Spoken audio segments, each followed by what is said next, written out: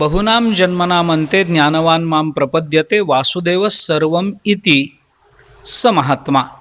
ही महात्मा या पदाची व्याख्या भगवंतांनी केलेली आहे.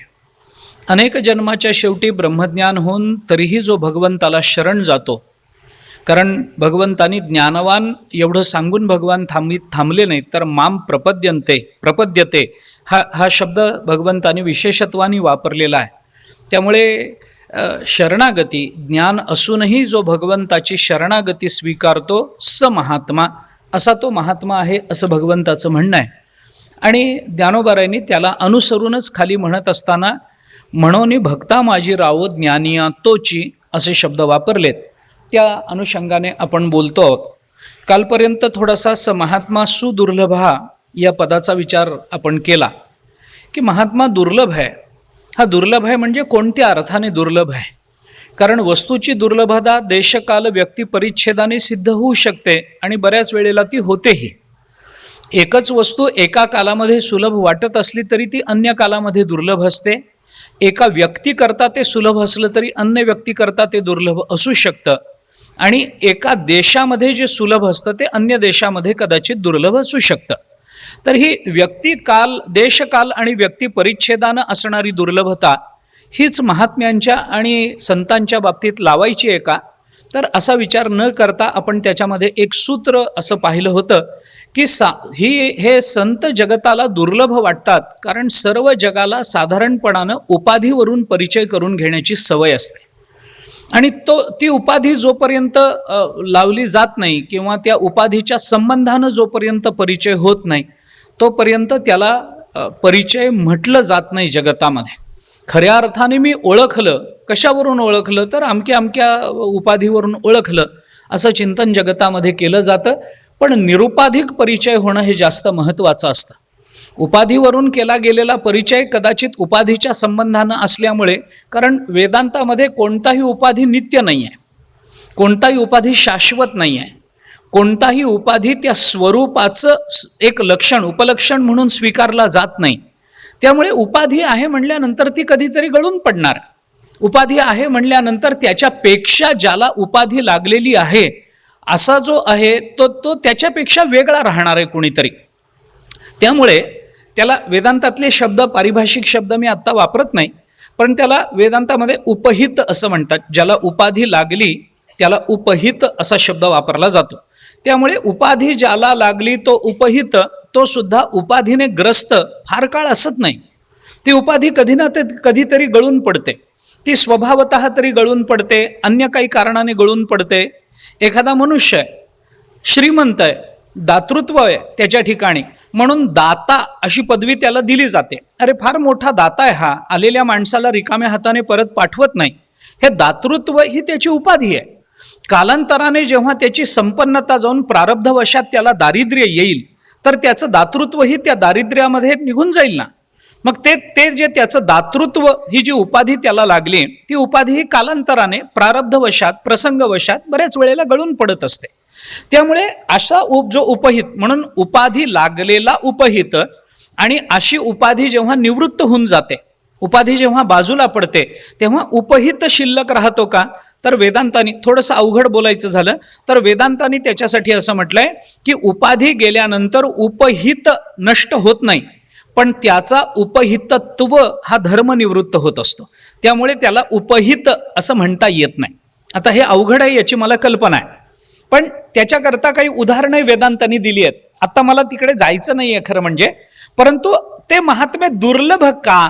कारण आम्हाला त्या महात्म्यांचा उपाधीनं परिचय करून घेण्याची सवय लागली. म्हणून आम्ही चमत्कारावरून संतांची ओळख पटवून घेतो की यांनी भिंत चालवली म्हणून यांना नमस्कार करा, यांनी अमुक अमुक केलं, रेड्यामुखी वेद बोलवला म्हणून यांना नमस्कार करा, तुकाराम महाराजांनी मेलेलं मूल कीर्तनामध्ये जागं केलं म्हणून त्यांना नमस्कार करा. हे त्यांचं खरं वैलक्षण्य नाही आहे. याला काही अर्थ नाही आहे की ज्ञानेश्वर महाराजांनी भिंत चालवली याच्यात आम्हाला जरी कौतुक वाटत असलं तरी ते काही त्यांचं महत्त्व नाही आहे. ते त्यांच्या परिचयाचं ते माध्यम नाही आहे. भिंत चालवली ठीक आहे, ती चालवली सोडूनही दिली, त्याचा काही फार विचार त्यांनी केलेला नाही. मग त्यांचं महत्त्व आम्ही कशावरून ओळखायचं आहे? म्हणजे उपाधीवरून जेव्हा आम्ही एखाद्या व्यक्तीचा परिचय करून घ्यायला लागतो तेव्हा उपाधीच आमच्या लक्षात येते आणि ती उपाधी ज्याला जबरदस्तीनं लादली गेलेली आहे ज्याच्यावर किंवा ज्यांनी लावून घेतलेली आहे, तो जो उपहित असतो तो मात्र दुर्लक्षित राहतो आणि दुर्लक्षित राहतो म्हणूनच तो दुर्लभ वाटायला लागतो. ही मुख्य अडचण काल आपण या संबंधानं बराचसा विस्तार करून आलेलो आहोत. आणि काल आपण असंही बोललो होतो त्या संबंधामध्ये की स महात्मा सुदुर्लभा, असा महात्मा दुर्लभ आहे असं जेव्हा म्हटलं जातं तेव्हा दुर्लभत्व हे या अंगानं असलं तरी याचं विवरण मात्र वेगवेगळ्या अंगाने होऊ शकतं. त्याचाही थोडासा प्रयत्न काल आपण करून पाहिला. नारद महर्षींच्या एका सूत्राच्या आधारानं आपण या सगळ्याचं थोडंसं चिंतन, दुर्लभ, अगम्य आणि अमोघ या 3 पदाच्या महत्संगस्तु दुर्लभो अगम्यो अमोघश्च या सूत्राच्या आधारानं आपण त्याचा थोडासा विचार करून आलो. थोडं मला आता पुढे जाऊन हा सगळा समारोप आज करायचा आहे, म्हणून त्याच्या आपल्याला दिलेल्या विषयामध्ये ज्ञानोबारायांची एक ओवी आपल्याला दिली आहे. म्हणून भक्ता माझी रावो ज्ञानिया तोची. कोण तोची म्हणजे कोण? हा तोची तोच आहे. वासुदेव सर्वम इति हे ज्या पदामधून भगवंतांनी सांगितलं तेच ज्ञानोबाराय सांगतात. हे समस्त ही श्री वासुदेव आईसा प्रतीती रसाचा ओतला भाव, तो भक्ता माझी रावो ज्ञानिया तोची. हे शब्द ज्ञानेश्वर महाराजांनी वापरलेत. त्या संबंधानं थोडासा विचार आज करतो. काय आहे की साधनांचा विचार करत असताना आपण पहिल्या दिवशी बोलून आलो, समन्वय आणि समुच्चय या 2 भूमिकांमधून साधनांचा विचार नेहमी केला जातो. याच्यातल्या समुच्चय वादावर आता आपल्याला आपलं लक्ष केंद्रित करायचं नाहीये. आपल्याला बोलायचं आहे ते समन्वय वादाबद्दल बोलायचं आहे. आणि हा समन्वय जेव्हा केला जातो, कर्माचा समन्वय उपासनेमध्ये होईल, उपासनेचा समन्वय ज्ञानामध्ये होईल, ज्ञानाचा समन्वय भक्तीमध्ये होईल, यांच्यामध्ये एक काहीतरी कार्यकारण भाव सिद्ध होत राहील. कर्मानं अंतःकरण शुद्ध होईल, अंतःकरण शुद्धीनं ज्ञानाचा अधिकार प्राप्त होईल, ज्ञानाच्या अधिकारामध्ये आपल्याला ज्ञान प्राप्त होईल, ज्ञान प्राप्त झाल्यानंतर मग आपल्याला भक्ती करता येईल. आणि अशी भक्ती जो करतो त्याला कर्म आणि ज्ञानाचे परिणाम आपोआप प्राप्त होत राहतात. जो पुढे गेलेला आहे आणि ज्याच्या आधाराने पुढे गेलेला आहे, तो ज्याच्या आधाराने गेला त्याचे सर्व गुण जिथपर्यंत पोचला आहे तिथे त्याला आपोआप प्राप्त होत असतात, कारण त्याचाच आधाराने तो पुढे गेलेला असतो. म्हणजे 10व्या पायरीनंतर आपल्याला वरच्या मजल्यावर जाता येतं असं जेव्हा आपण उदाहरण देतो तेव्हा आपण वरच्या मजल्यावर पोचलो हे सांगण्याकरता पुन्हा आपल्याला नाही मी पहिली पायरी सुद्धा चढलो होतो हे सांगायचं विशेष कारण राहत नाही ना.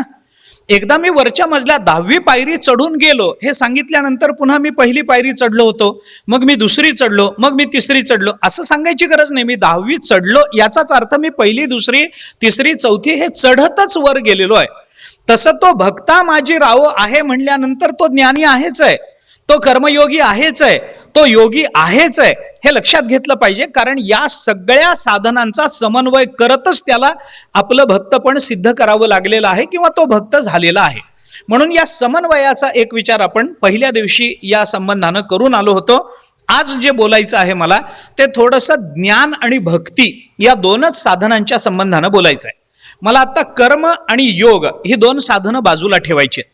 कारण ज्ञानेश्वर महाराजांनी भक्ता माझी रावो ज्ञानिया तोची असे शब्द वापरले. जो भक्तामधला राजा आहे, रावो ज्ञानी आहे असं जे म्हणलंय याच्यामध्ये काय नेमकं भगवंताला बोलायचं आहे याचा थोडासा विचार आहे. असं आहे की गीता जर आपण बारकाईनं बघितली तर आपल्याला हे लक्षात येईल की कर्मयोगी कसा असतो याची वर्णन आहे. आपण पहिल्या दिवशी बोलून आलो. गुणातीत कसा असतो याची वर्णन आहे.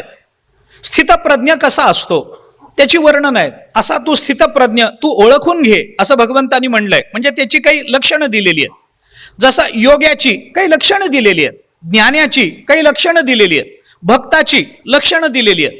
आता ही सगळी लक्षणं जेव्हा आपण त्या अध्यायामध्ये वाचतो आणि समजून घेण्याचा प्रयत्न करतो तेव्हा आपल्या हे लक्षात आलं असेल, माझा विश्वास आहे आलं असेल की ही सगळी लक्षणं या सगळ्यांची जवळजवळ सारखी असतात, जवळजवळ सारखी आहेत. म्हणजे काय आहे, ज्ञानी जो असतो तो विषयामध्ये अडकत नाही, भक्तही अडकत नाही, कर्मयोगी अडकत नाही, योगी अडकत नाही, हे कोणीच अडकत नाही. ते विषयाशी तिळांजळू देऊनी प्रवृत्तीवरी निगड वावनी माते हृदयी भोनी सुनी भोगिताती हे जे ज्ञानेश्वर महाराज बोलून दाखवतात याच्यामध्ये काय विचार आहे की ते विषयाला तिलांजली देतात. कोण देतं? भक्तही देतात, ज्ञानीही देतो. ज्ञानाला ज्या वेळेला परब्रह्म स्वरूपाची प्राप्ती होते त्यावेळेला तो वैषयिक सुखात का अडकेल सांगा ना. ज्याला ब्रह्मसुखाची प्राप्ती झालेली आहे तो वैषयिक सुखामध्ये का अडकेल? कारण वैषयिक सुखाचा त्याग केल्याशिवाय ब्रह्मसुखाच्या प्राप्तीचा अधिकारच सिद्ध होत नाही ना. आपण लक्षात घ्या मला काय म्हणायचंय ते. वैषयिक सुखाचा कुठे ना कुठेतरी अंतःकरणातून त्याग करावा लागतो. प्रारब्धवशात प्राप्त झालेल्या विषयाचा भोग घेणं हे होत असेल, याचा अर्थ विषयाचा त्यांनी त्याग केलाय म्हणजे तो आता पक्वान्न खात नाही, म्हणजे आता तो जेवण करत नाही, म्हणजे आता तो चांगले कपडे परिधान करत नाही, म्हणजे तो घरदार सोडून निघून गेलेला आहे, रस्त्यावर कुठेतरी राहतोय आणि असं केलं तरच तो परमार्थ असतो, अशा भ्रमात राहण्याचं काय कारण आहे? परमार्थ करणाऱ्यांनी चांगले कपडे परिधान करू नयेत असा नियम आहे का? परमार्थ करणाऱ्यांनी पानात पडलं म्हणून पक्वान्न खाऊच नये. काय होतं दुर्दैवाने, वैराग्य या शब्दाचा आधार घेताना किंवा वैराग्य या शब्दाचा अर्थ समजावून घेताना दुसऱ्यांचा तिरस्कार करणं म्हणजे वैराग्य असतं असा एक भ्रम बहुतेकांच्या अंतःकरणामध्ये अगदीच ठाण मांडून बसलेला आहे. म्हणजे थोडंसं काही गोड खाता का, आपण गोड खात नसतो, याला वैराग्य म्हणत नाही. हे वैराग्याचं लक्षण नव्हे. कुणावर तरी सारखी चिडचिड करणे, समोर आलेल्या दुसऱ्या विषयाचा तिरस्कार करणे, त्याचा तिटकारा करणे, त्याला टाकून बोलणे, त्याच्या संबंधानं निषेधात्मक भाषा उच्चारणे आणि त्या पद्धतीचा हावभाव व्यक्त करणे, याला वैराग्य म्हणत नाहीत. पण जगतामध्ये वैराग्यवान कोण आहे की जो दुसऱ्याच्या जवळ येत नाही, दुसऱ्यांना जवळ येऊ देत नाही. असं जर असेल तर तुकाराम महाराज का जनामध्ये राहिले? वैराग्यवान नव्हते का? त्यांच्या एवढं कोण विरक्त होतं? कोण विरक्त होतं? आपण आज ओवी ऐकून आलो, जया निजेलियासी उपासी वैराग्य, ते झोपले तरी वैराग्य त्यांची उपासना करतं, ते वैराग्याची उपासना करत नाहीत, वैराग्य त्यांची उपासना करतं. झोपलेल्या माणसाला काय कळतं? काही कळत नसलं तरी त्यांचं वैराग्य तिथे सुद्धा अबाधित आहे. झोपलेल्या माणसाची जाणीव कदाचित तिरोहित होईल, झाकली जाईल, हे मान्य आहे. ज्ञानोबारांनीच म्हटलंय, निद्रिताची अंगेशी सापतैशी उर्वशी. ज्ञानोबा स्पष्ट म्हणतात, झोपलेल्या माणसाला आपल्या बाजूला साप आला काय आणि आपल्या बाजूला उर्वशी येऊन झोपली काय, काय कळतं? काही कळत नाही. अनुकूल विषयही कळत नाही, प्रतिकूल विषयही कळत नाही. विषय त्याच्या जवळ जातील किंवा न जातील आणि त्याला त्या विषयांची जाणीव होईल का न होईल हा महत्वाचा विषय नाही आहे. त्या अवस्थेमध्ये सुद्धा वैराग्य त्याची उपासना करत आहे हे महत्वाचं आहे.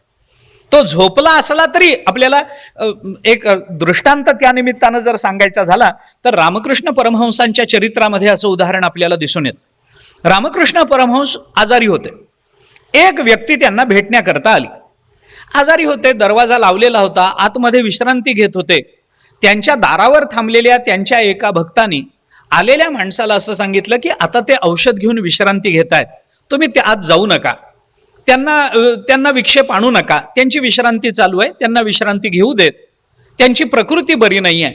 तो बाहेरून आलेला जो मनुष्य होता तो म्हणाला, नाही हो, तुम्ही असं म्हणूच नका, मी फार लांबून आलोय आणि आता मी इथून कुठेतरी लांब देशाला चाललेलो आहे, मला 2-4 वर्ष येणं होणार नाहीये, 4-2 वर्ष मला स्वामींचं दर्शन होणार नाही, माझ्या गुरूंचं दर्शन होणार नाही, तुम्ही असं म्हणू नका, थोडी तरी दया दाखवा आणि मला आत सोडा.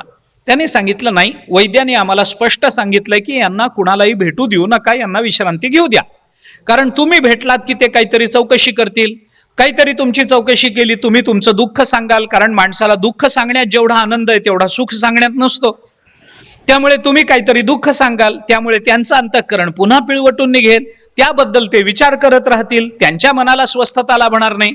वैद्यांनी सांगितलंय कुणाला सोडू नका, तेव्हा कृपा करा, तुम्ही आत जाऊ नका. आलेल्या माणसाला ते सहन होईना.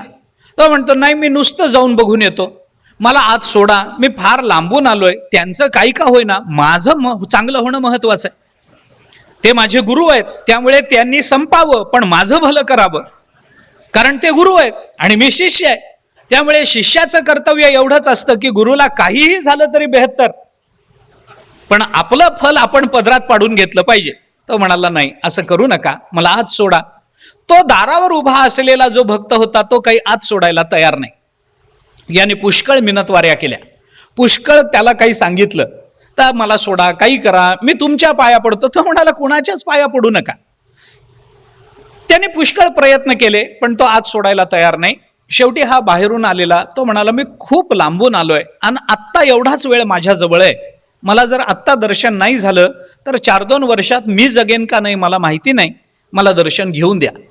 पुष्कळ अशी चर्चा झाल्यानंतर शेवटी तो दारावर उभा असणारा जो होता त्याला दया आली. तो म्हणाला, ठीक आहे, तुम्हाला दर्शन घ्यायचंय ना, दर्शन घ्या, पण मी तुम्हाला एक सांगतो, काय की आज जायचं, मी दरवाजा उघडून देतो, आज जायचं, फक्त लांबून त्यांना बघायचं, रामकृष्णांना बघायचं आणि त्या पावली परत यायचं. हात तिथून हात जोडा, बस संपलं, तेवढं करा आणि परत या. तुम्हाला काही फार त्यांच्या जवळ जायचं नाहीये, त्यांच्याशी बोलायचं नाहीये, त्यांना विक्षेप आणायचा नाहीये. तो म्हणाला, काही हरकत नाही, मला फक्त बघू द्या त्यांना, मी लांबून दर्शन घेईन आणि परत येईन. तो म्हणाला, नक्की नक्की आज जाईल, ठीक आहे, आणि दर्शन घेऊन येईल. तो म्हणाला, ठीक आहे. त्यांनी तो पडदा वगैरे दरवाजा उघडला, आत त्याला सोडल्यानंतर दरवाजा पुन्हा लावून, कारण प्रकाश आत गेला की पुन्हा ते जागे होतील, दरवाजा ओढून घेतला. आता आत हा गेला, याला दर्शन घ्यायची इच्छा आहे, पण माणसं बाहेर काय कबूल करतात तसं आत वागतात, याच्यावर तुमचा तरी विश्वास आहे का? असं होत नसतं. तो आत गेल्यानंतर त्याला दिसलं, अरे आपले गुरु एकटेत आणि मी एकटा आहे, मग आता इतकं एकटेपण, इतका एकांत मिळाल्यानंतर नुसतं हात जोडायचं आणि परत जायचं, असं कसं होईल? काहीतरी त्याच्या मनामध्ये भाव निर्माण झाला आणि त्याने विचार केला, ठीक आहे, हे झोपलेत ना, यांना उठवायचं नाही ना, यांना काही करायचं, ठीक आहे, काही हरकत नाही, पण आपण आलो आहोत, पुन्हा लवकर येणं होणार नाही, गुरुचरणी काहीतरी सेवाभाव समर्पण करावा अशी त्याची इच्छा. काहीतरी रिक्त पाणीर्न पश्येत राजानम देवतांग गुरु, असा एक नियम आहे. राजा, देव, गुरु यांना रिकाम्या हाताने पाहू नये असं म्हणतात. त्याच्यामध्ये ते 6 जण आहेत एकूण, हे तिघेच नाही आहेत, 6 जण आहेत. लहान बालकाला पहिल्यांदा बघताना रिकाम्या हाताने बघू नये, आजारी माणसाला बघायला जाताना रिकाम्या हाताने बघू नये, आपल्या भावाची किंवा आपल्या जवळच्या मित्राची पत्नी पहिल्यांदा भेटत असेल तर तिला रिकाम्या हाताने बघू नये, राजाला भेटायला जाताना रिकाम्या हाताने बघू नये, देवाकडे जाताना रिकाम्या हाताने जाऊ नये आणि गुरुचं दर्शन घेताना रिकाम्या हाताने घेऊ नये, असं एक शास्त्र सांगितलं जातं. हे बंधन नाही, हे एक शास्त्र आहे. याच्याकरता म्हणून मी आपल्याला सांगितलं की देवाकडे, गुरुकडे जाताना रिकाम्या हाताने जाऊ नये, म्हणून लोक हातामध्ये छत्री नाही तर काठी घेऊन जातात, कधी ते असे रिकाम्या हाताने जात नाही. ठीक आहे. त्याला वाटलं आपण आलो आहोत, गुरु समोर आहेत, ते निद्रिस्त आहेत, आपण काहीतरी समर्पण करावं, म्हणून खिशातून त्यांनी एक नाणं काढलं. तो काळ नाण्यालाही किंमत होती. त्यांनी एक नाणं काढलं आणि ते रामकृष्ण परमहंस असे झोपलेले, त्यांचा तळहात असा वर होता, त्यांनी त्या तळहातावर ते नाणं ठेवलं. नाणं ठेवल्याबरोबर तो तळहात असा पालथा झाला, नाणं खाली पडलं. याला वाटलं बहुतेक कावळा बसायला आणि फांदी तुटायला गाठ पडली, कारण आपल्या गुरूंना आपण आतापर्यंत सेवाभाव समर्पण करत आलो आहोत, आपण ठेवायला आणि त्यांचा हात झोपेत पालथा व्हायला गाठ पडली असेल. म्हणून त्यांनी काय केलं, पुन्हा ते नाणं उचललं, पुन्हा हातावर ठेवलं, तो हात पुन्हा पालथा झाला. त्यांनी पुन्हा ते नाणं उचललं, दुसऱ्या हातावर ठेवण्याचा प्रयत्न केला, पुन्हा हात पालथा झाला. मग मात्र याला आश्चर्य वाटायला लागलं की हे नक्की झोपलेच आहेत का खरेच जागेत, का हे नाटक करतायत, कारण गुरु आहेत ना, त्यामुळे नाटक करणं क्रमप्राप्त असतं, त्यामुळे हे नाटक करतात की काय असं त्याला वाटलं. आणि तो पुन्हा पुन्हा ते नाणं ठेवायला लागला. आणि बराच वेळ झाला याला आपण आत सोडलंय, हा नमस्कार करून येतो म्हणाला होता, इतका वेळ काय करतो, हे बाहेरच्या माणसाच्या लक्षात आल्यानंतर तोही आत आला. तो म्हणाला, काय चाललंय काय तुमचं, अहो लवकर बाहेर चला, ते झोपलेत. म्हणाला, झोपले नाहीत, हे जागेच आहेत. कशावरून? त्यांनी मी 2दा-3दा त्यांच्या हातावर नाणं ठेवलं, तिन्ही वेळेला त्यांचा हात नाण्याचा स्पर्श झाल्याबरोबर पालथा होतो, नाणं बाजूला पडतं, हे जागेच आहेत. त्यांनी सांगितलं, जागे नाहीत, यांना झोपेचं औषध दिलंय, हे गाढ झोपेत आहेत. तो म्हणाला, नाही नाही, मी पाहिलंय, हे 2-3 वेळेला हात पालथा झाला, तुम्ही त्यांना उठवून बघा. जवळ जाऊन दोघे उठवून बघायला लागले तर ते उठता उठेनात, गाढ झोपलेले. आणि मग यांच्या लक्षात आलं की हे गाढ जरी झोपलेले असले तरी जया निजेली अशी उपासी वैराग्य गाते, हे असतं. जे झोपले, निजले तरी सुद्धा वैराग्य त्यांची उपासना करतं. अजून काय मोठं लक्षण पाहिजे त्यांचं? म्हणजे तुम्ही ज्ञान पहा, तुम्ही कर्मयोगी पहा, ज्ञान मार्गाने जाणारा पहा, भक्त पहा, योग मार्गाने जाणारा पहा, या सगळ्यांची लक्षणं आपल्याला ही समान दिसतात की ते विषयाच्या नादात अडकत नाहीत, ते विषयामध्ये गुंतत नाहीत, विषयाचा त्याग त्यांनी कधीच केलेला आहे. विषय जरी त्यांच्या समोर आलेले असले आणि विषय जरी त्यांच्या जीवनामध्ये दिसत असले तरी त्यांचं अंतःकरण विषयानं लिप्त झालेलं नाहीये. ही सगळी लक्षणं आपल्याला सगळ्यांच्या ठिकाणी दिसतात. विषयाचा आता याचा विस्तार मला करायचा नाहीये, पण ही लक्षणं सगळ्यांच्या ठिकाणी दिसतात एवढं मला आवर्जून सांगायचं. जसा विषयाचा त्याग आहे, सगळीच सांगत नाही, पण अगदी 1-2-3 लक्षणं तरी आपल्या समोर मी मांडतो.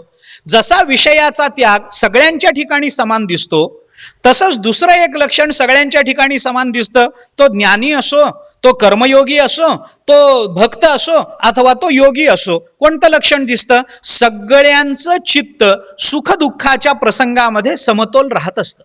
हे सगळ्यांच्या ठिकाणी समान. सुखदुःखे समे कृत्वा हे होतच असतं त्यांच्या बाबतीत.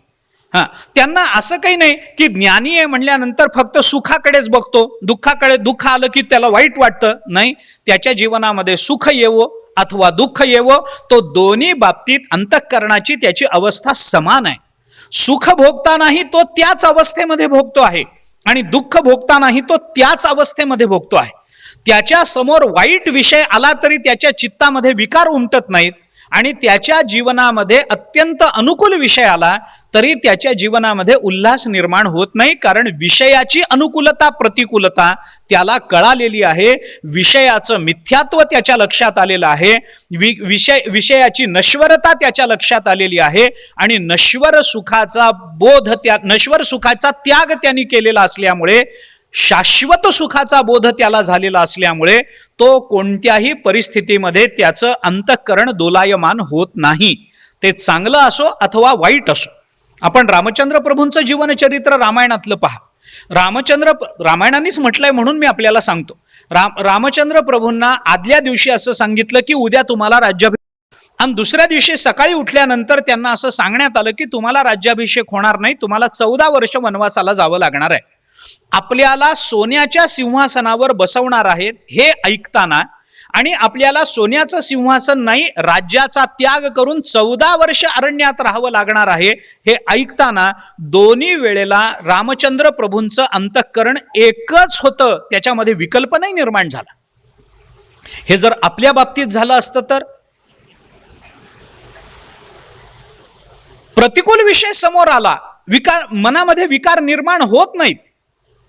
मारुतीराय गेले लंकेला, तिथे गेल्यानंतर सीता काळी का गोरी माहिती नाही, कुठं बसली आहे माहिती नाही, शोधायची आहे एवढं नक्की, पण सीता सुंदर आहे वगैरे कळलेलं होतं. आपल्या स्वामींची ती पत्नी आहे, आपली माता आहे, या विचारानं मारुतीराय लंकेमध्ये गेले आणि आता सीता शोध घ्यायचा आहे. कसा घ्यावा, कुठे बसली असेल, काय करत असेल. त्या मारुतीरायांना असं वाटलं की आपल्या प्रभूंची ती पत्नी आहे, रावणाने पळवून आणली, पण ज्या अर्थी इतक्या मोठ्या सगळ्या त्रैलोक्याच्या अधिपतीची पत्नी पळवून आणली तर तिला महालामध्ये ठेवलं असेल, म्हणून मारुतीराय रावणाच्या महालामध्ये गेले. आणि रावणाच्या महालामध्ये गेल्यानंतर त्या महालाचं एक चित्रण वाल्मिकी रामायणातही आपल्याला दिसतं आणि विशेषतः भावार्थ रामायणामध्ये एकनाथ महाराजांनी फार विस्ताराने त्या महालाचं वर्णन केलंय.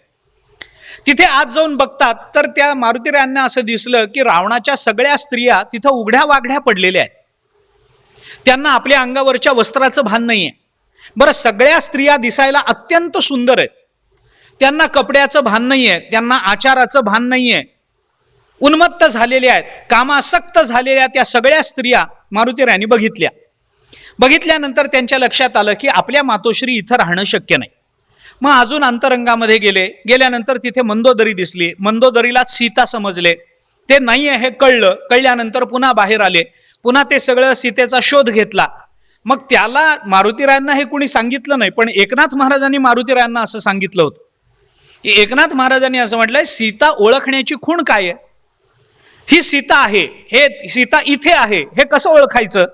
तर मारुतीरायांना असं सांगण्यात आलं. नाथ महाराजांची ओवी आहे त्या अर्थाने. नाथ महाराजांनी असं सांगितलंय की सीता जिथे बसलेली असते ना तिथे आजूबाजूचं गवत आणि आजूबाजूचे दगड सुद्धा रामनामाचा जप करत असतात. त्याच्यावरून ओळखावं की सीता इथे आहे. आता ते मारुती रायजाणे ते गेले शोधता शोधता ते अशोकवनामध्ये सीता मातोश्री भेटल्या. मग ते सगळं झालं, त्या अशोकवनाचा विध्वंस झाला, लंका जाळून झाली, परत आले. परत आल्यानंतर मग आता सगळं प्रभूंना सांगायचं, गेल्यापासून ते येईपर्यंत सगळा वृत्तांत सांगायचा. मग आता हे कसं सांगायचं, काय सांगायचं? गेल्यानंतर ते सगळं सांगितलं, असं झालं तसं झालं, मी रावणाच्या महालात गेलो, असं झालं. आणि सगळं ऐकल्यानंतर रामचंद्र प्रभूंनी मारुतीरायांना असं विचारलं, मारुती तू रावणाच्या महालात गेलास, काय दिसलं? म्हणे रावणाच्या स्त्रिया सगळ्या उघड्या वाघड्या पडलेल्या दिसल्या. बघितल्यास? बघितलं म्हणे देवा. बघितलं? हो बघितलं. अरे तू ब्रह्मचारी ना, ब्रह्मचारी आहेस ना, मग ब्रह्मचार्याने विषयाचं दर्शन घेण्यामध्ये सुद्धा त्याचं ब्रह्मचर्य भंग पावण्याची शक्यता आहे. आणि तू तसाच परत आलास, तुला काही वाटलं नाही. आता तुला ब्रह्मचारी म्हणावं का म्हणू नये? मारुतीरायांनी सांगितलं तरी मलाच म्हणावं, मीच खरा ब्रह्मचारी आहे. म्हणे का म्हणावं? त्याला उत्तर देताना मारुतीरायांनी जे उत्तर दिलंय ते मला आत्ता आपल्या समोर स्पष्ट करायचंय, ते ठेवायचंय. मारुतीराय असं म्हणाले देवाला, कामम दृष्ट्वा मया सर्वा विश्वस्ता रावण स्त्रिया न तुमे मनसा किंचित वैकृत्यम उपपद्यते. मारुतीराय देवाला असं म्हणाले, कामम दृष्ट्वा मया सर्वा विश्वस्ता रावण स्त्रिया, सगळ्या रावणाच्या स्त्रिया काममोहित झालेल्या, उघड्या वागड्या पडलेल्या दृष्ट्वा मी पाहिल्या आहेत, मी माझ्या डोळ्यांनी पाहिल्या आहेत.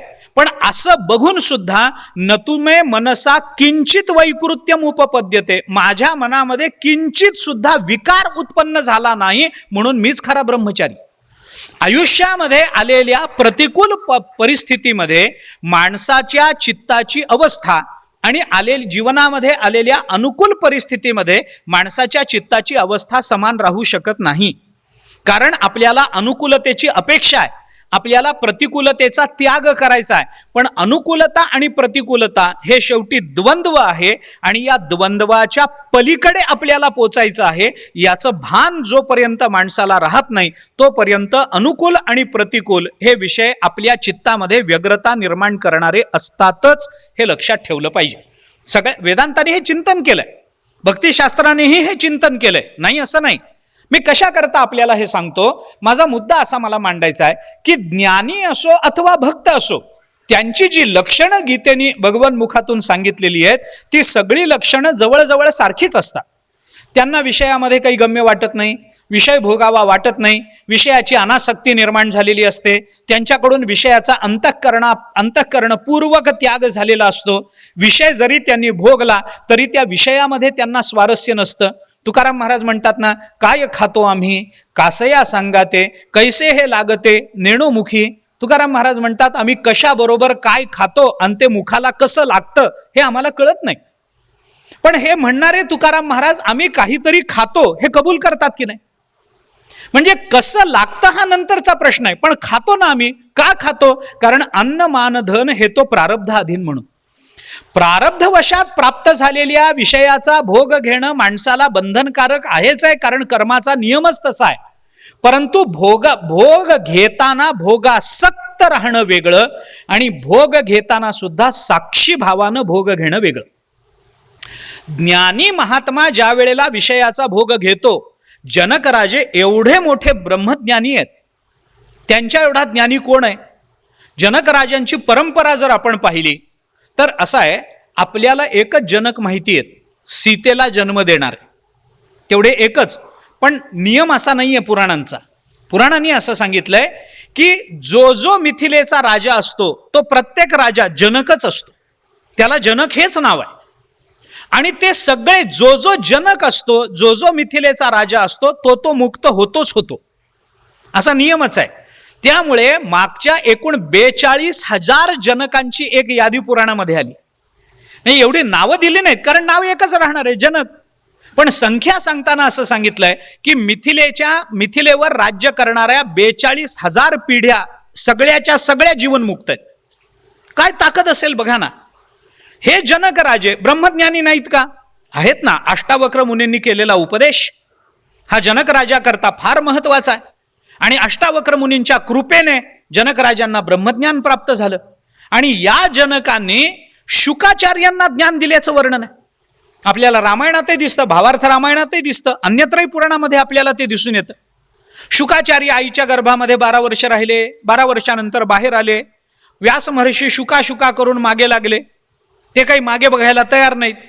मग ते पुढे निघाले. एका तळ्यामध्ये काही स्त्रिया स्नान करत होत्या. तरुण असणारे शुकाचार्य तिथून जाताना स्त्रियांना काही वाटलं नाही, त्या तशाच स्नान करत राहिल्या. पण त्यांच्या मागून जाणारे व्यास महर्षी जेव्हा तिथे पोहोचले तेव्हा त्या स्त्रियांना लाज वाटली. त्यांना वाटलं अरे कोणीतरी परपुरुष आला. त्यांनी लगेच काही स्त्रिया पाण्यामध्ये बसल्या, काहींनी वस्त्र अंगावर घेतलं, लाजल्या. पूर्वीच्या स्त्रिया लाजत असत, त्यामुळे त्या लाजल्या. मग लाजल्यानंतर नाही, म्हणजे मला तसं काही म्हणायचं नव्हतं, पण ते गेलं तोंडातून. बरं जाऊ द्या, आता गेलं तर काय करू. ते लाजल्यानंतर व्यासांनी त्यांना असं विचारलं की अहो माझा मुलगा तरुण, तो उघडा, त्याच्या अंगावर लंगोटी सुद्धा नाहीये, असा नग्न आहे, तो तुमच्या समोरून गेला. नग्न तरुण पुरुष समोरून जाताना तुम्ही लाजला नाही, आणि मी तुमच्या आजोबांच्या वयाचा, माझी दाढी पांढरी झालेली, माझ्या भुवईचे केस पांढरे झालेले, माझं सगळं संपलेलं, मी इतका म्हातारा, आणि मी आलो तर तुम्ही लाजता. तरुण नग्न पुरुष गेला तर तुम्ही लाजला नाही, आणि मी मात्र म्हातारा असून तुम्ही मला लाजता, काय कारण आहे? त्याला त्या स्त्रियांनी उत्तर दिलं की तुमचा मुलगा तरुण होता, नग्न होता, परंतु आम्ही त्याला लाजलो नाही आणि तुम्हाला लाजतो. याचं एकच कारण आहे की त्याला ही स्त्री आहे आणि मी पुरुष आहे, हा भेदच नव्हता म्हणून आम्ही त्याला लाजलो नाही, आणि तुमच्या चित्तात तो भेद आहे म्हणून आम्ही तुम्हाला लाजतो. हे कळल्यानंतर व्यासांना अजून वाईट वाटलं. शेवटी ते शुकाचार्यांच्या मागे गेले. आणि शुकाचार्यांना जेव्हा हे कळलं की आपल्या नावाने हाक मारल्यानंतर झाडं झुडपं ओ देतात, वृक्ष ओ देतात, आपण भेदातीत आहोत, असं कळल्यानंतर त्यांच्या ठिकाणी एक अभिमान निर्माण झाला, शुकाचार्यांच्या ठिकाणी. मग मी असा, मी तसा, मी भेदरहित आहे, मी अमुक, मी तमुक, अभिमाना. तुकाराम महाराजांनी त्याचं वर्णन केलंय. अभिमान लागे शुकाची ये पाठी, व्यासे उफराटे दृष्टी केली, जनक भेटीसी पाठविला तेने, अभिमान नाणे खोटे केले. मग ते जनकाकडे पाठवलं. भावार्थ रामायणाच्या बालकांडात सुरुवातीला ही कथा आली. मग ते जनकाने त्यांना संगम त्यक्त्वा सुखी भव वगैरे उपदेश केला. मला कथा सांगायची नाहीये, पण शुकाचार्यांना, ज्यांना गर्भामध्ये ज्ञान झालेलं आहे, ज्यांना बाहेर येण्याकरता भगवंतांनी शब्द दिलेला आहे, अशा शुकाचार्यांना सुद्धा बोध देण्याकरता जे जनकराजे तत्पर आहेत, ते जनकराजे कुणी सामान्य राजे आहेत का? नाही ना, ते ब्रह्मज्ञानी आहेत, नाही असं नाही, परंतु तरीही ते सोन्याच्या सिंहासनावर बसतात, तरीही ते रोज पंचपक्वान्नाचं जेवण करतात, तरीही ते कुणाला तरी फाशीची शिक्षा हत्तीच्या पायाखाली देतात, कुणाला तरी पुरस्कार देतात, आलेल्या विद्वानांचा सत्कार करतात, आलेल्या मूर्खाला हकलून देतात. मग हा मूर्ख, हा विद्वान, हा चांगला, हा वाईट, हे चांगलं जेवण, हे वाईट जेवण, हा भेदभाव त्यांच्या अंतःकरणात आला कसा? तर याला एकच उत्तर आहे की ते जरी सोन्याच्या सिंहासनावर बसत असले तरी हे सोन्याचं सिंहासन माझं आहे म्हणून त्या सिंहासनाबद्दल त्यांच्या अंतःकरणामध्ये आसक्ती नव्हती. भोग आणि भोगासक्त या दोन स्वतंत्र संकल्पना आहेत. भोग घेणं वेगळं आहे, कारण ते प्रारब्धात असतात, पण भोग घेण्याकरता भोगासक्त होणं ही आवश्यकता नसते वेदांताच्या दृष्टीने, अध्यात्माच्या दृष्टीने. प्रारब्धवशात आलं समोर, नाही म्हणायचं कारण नाही. जे समोर आलं ते भोगलं पाहिजे. अनागतानाम भोगानाम अवांछनम अकृत्रिमम आगतानांच संभोगम इति पंडित लक्षणम. हे पंडिताचं लक्षण विदुर नीतीमध्ये आलं. महाभारतात विदुरांनी पंडितांचं लक्षण सांगताना हे एक लक्षण सांगितलं, अनागतानाम भोगानाम अवांछनम. जे भोग समोर आलेले आहेत त्याच्याबद्दल त्याच्या अंतःकरणामध्ये आसक्ती नसते. हे मिळावं, ते मिळावं, आतापर्यंत मला मिळालंच नाही, माझं अर्ध अधिक आयुष्य गेलं, बाकीच्या सगळ्यांना मिळालं पण मलाच मिळू नये का? काही नसतं त्याच्या मनामध्ये. अनागतानाम भोगानाम, जे अनागत भोग आहेत त्याच्याबद्दल अवांछनम, त्याच्या अंतःकरणात वासना नाहीये. अकृत्रिमम, आणि ती जी वासना नाहीये ना ती स्वाभाविक आहे, म्हणजे ती काही फार हे नाहीये, ते स्वाभाविक ती अनासक्ती त्याच्या अंतःकरणामध्ये. पण असं असून सुद्धा आगतानांच संभोगम, पण येणाऱ्या भोगांचा मात्र, येणाऱ्या विषयांचा मात्र तो प्रारब्धवश म्हणून भोग घेतो आहे, त्याला पंडित अशी संज्ञा असते. एतत् पंडित लक्षणम, हे पंडिताचं लक्षण मानलं जात. पंडित शहाणा मनुष्य विषयाच्या मागे धावत नाही, पण प्रारब्धवशात विषय आले तर त्याचा भोग तो तेवढ्याच अनिच्छेनं अथवा अनासक्त अंतःकरणाने घेत असतो. बरं, असा विषयाचा भोग घेणारा भक्तही आहे, नाही असं नाही. मी आपल्याला एकनाथ महाराजांचं वर्णन करीन, आपल्या समोर ठेवीन. काही भोग कमी होते का? जहागीरदार होते. एकनाथ महाराज असे जहागीरदार होते की त्यांना 12 खून माफ होते. इतके मोठे जहागीरदार होते. 12 खून माफ होते. केले कुणाचेच नाहीत, माफ होते म्हणून. नाहीतरी माफीच मिळते तर करून टाका ना, वापरून टाका. हक्क मिळतोय तर वापरा. असं एकनाथ महाराजांनी केलं नाही. श्रीमंती होती, रोज पुरणपोळी आहे. अजूनही अद्यापही नाथ महाराजांच्या पांडुरंगाला पुरणपोळीचाच नैवेद्य दाखवला जातो. रोज पुरणपोळी आहे. अहो, गावबा जो एकनाथ महाराजांकडे राहायला आला, ज्यांनी नंतर रामायण पूर्ण केलं, तो गावबा एकनाथ महाराजांकडे काय म्हणून आला? शिकायला आला काय? नाही, तो फक्त इथं रोज पुरणपोळी असते, खायला मिळेल म्हणून नाथ महाराजांच्या घरी राहिलेला आहे. तेवढ्याच कारणाकरता राहिला तो. काय ऐश्वर्य कमी होतं? काय कमी होतं? सगळी अनुकूलता होती. छत्रपती शिवाजी महाराजांसारख्या धर्मसम्राटांनी एवढं मोठं द्रव्य तुकाराम महाराजांकडे पाठवलं होतं. प्रारब्ध म्हणून आलं ना, पण अनासक्त राहिले ना त्याबद्दल. नाही बाबा, त्यालाच सांगितलं हे घेऊन जा, मला नको, हे मला काय करायचं, एवढं सगळं तुम्ही पाठवलंय द्रव्य, दिवट्या छत्री घोडे हे तो बऱ्यात न पडे, आम्हाला काय करायचं? काही गरज नाही. तुमचे येरवित्त धन ते माझं मृत्तिके समान, हे तुकाराम महाराज बोलू. आणि कुणाला? हे जर एखाद्या मंत्र्यांनी पाठवलं असतं तर त्या पावली परत करणं हे आनंदाचंच ठरलं असतं. पण पाठवणाराही सामान्य माणूस नव्हता ना, तोही अवतार होता हो. छत्रपती शिवाजी महाराज त्यांनी पाठवलेलं होतं. ते पाठवलेलं द्रव्य सुद्धा तुकाराम महाराजांनी नको म्हणून पाठवावं. आणि मग तुम्हाला सुखी करायचं असेल तर आम्हाला हे तर तुम्ही नाकारता, मग आम्ही काय करावं? मग तुकाराम महाराजांनी सांगितलं, आम्हाला सुखी करायचंय ना, मग आम्ही सांगतो ते करा. आम्ही तेणे सुखी म्हणा विठ्ठल विठ्ठल मुखी. बस, आम्हाला काय कराय? तुम्ही नुसतं विठ्ठल विठ्ठल विठ्ठल म्हणत राहा, आम्ही सुखी होत जाऊ. आम्हाला द्रव्याने सुख मिळतं हे कोणत्या तत्वात बसवता तुम्ही? द्रव्य नसेल तर सुख मिळत नाही असा नियम आहे का? बरं, जाऊ द्या, द्रव्य नसेल तर सुख मिळत नाही का हा विषय सोडून द्या. मी उलट विचारतो, द्रव्य असेल तर सुख मिळेलच याची शाश्वती देता का? मग दुसरं कबूल करायला काय हरकत आहे? हे जर प्रांजळपणाने आपण कबूल करतो आहोत तर दुसरं कबूल करायला काय हरकत आहे? द्रव्य नसेल तर सुख मिळत नाही असं नाही. भागवत पहा आपण. भागवताचा 9वा स्कंध हा ईशानुकथा म्हणून पुराणाचं एक लक्षण त्यामध्ये आलंय. ईशानुकथा हे पुराणाचं एक लक्षण आहे. ईश या शब्दाचा अर्थ परमात्मा असा नाही आहे. ईशितुम शीलम यस्य, ईशनशीलता ज्याच्या ठिकाणी आहे त्याला ईश्वर अशी संज्ञा येते. ईशितुम शीलम, ज्याचं शील ईशन करण्याचं आहे. ईशन करणं याचा अर्थ नियोजन करणं.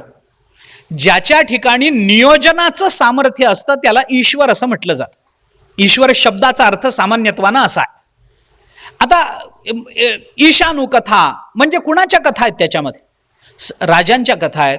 त्या चंद्रवंशातले राजे आहेत, काही सूर्यवंशातले राजे आहेत. त्याच्यामध्ये रामचंद्र प्रभूंची कथा आहे, अंबरीशाची कथा आहे, निदागाची कथा आहे. ही सगळी चरित्र 9व स्कंधामध्ये आली.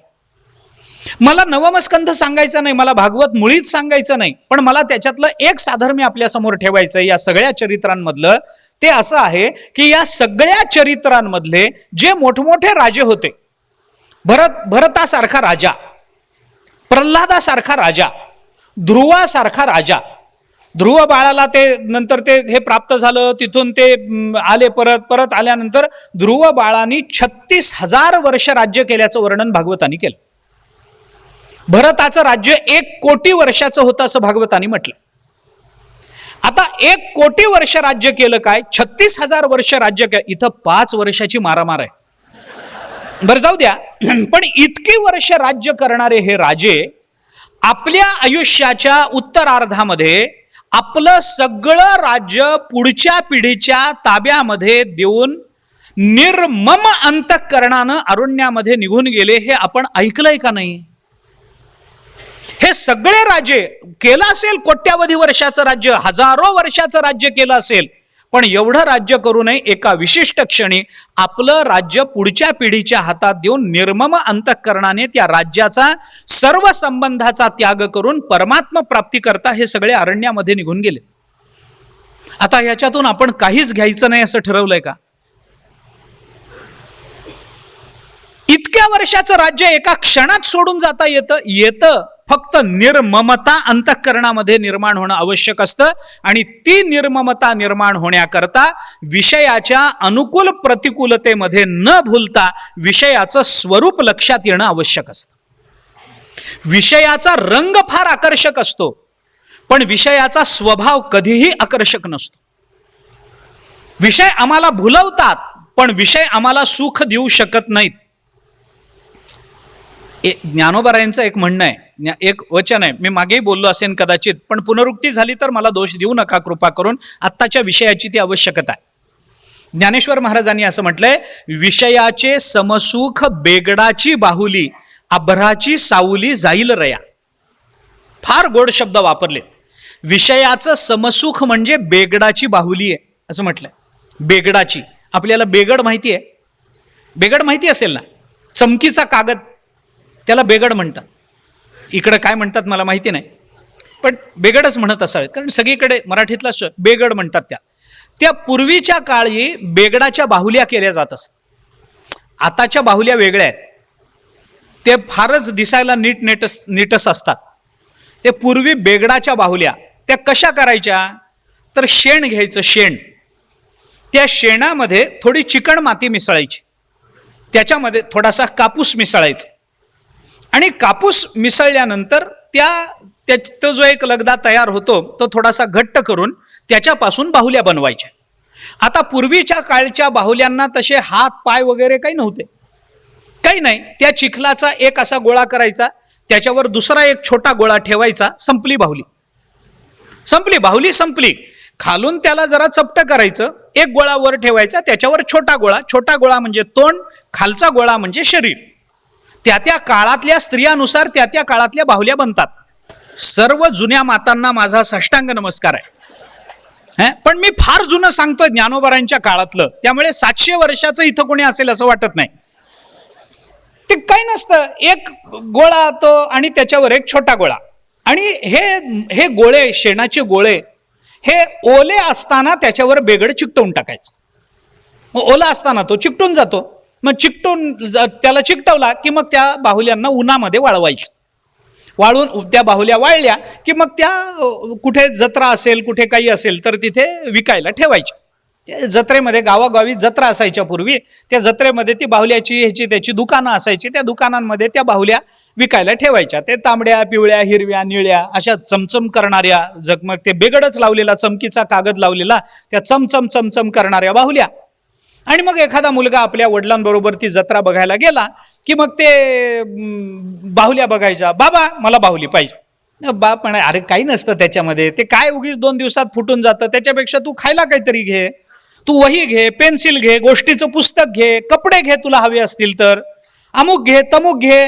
नाही नाही नाही, मला बाहुलीच पाहिजे, मला बाहुलीच. तेव्हापासून बाहुलीचा छंद असतो. मग ते मला बाहुलीच पाहिजे, मला दुसरं काहीच नकोय, मला बाहुली पाहिजे, बाहुली पाहिजे. मग तो बापही कंटाळ, बर घे म्हणून त्याला ती काय 2 आण्याची ती बाहुली, काय असायचं त्याच्यामध्ये, ती बाहुली, त्याच्याकरता खर्चही फार झालेला नसायचा, त्याची किंमतही नसायची. 2 आण्यात ती बाहुली घेऊन दे. मग त्या बाहुली बरोबर खेळत खेळत मुलगा खुश, तो घरी यायचा. घरी आला, किती दिवस त्याची नवलाई राहणार. 1-2 दिवसामध्ये त्या बाहुलीचा कंटाळा येतो. मग ते इकडं टाक, तिकडं टाक. ते लहान मुलाला सवय असते खेळता खेळता हातातली वस्तू तोंडात घालायची. ते बाहुली बरोबर खेळता खेळता खेळता ती बाहुली तोंडात घाल.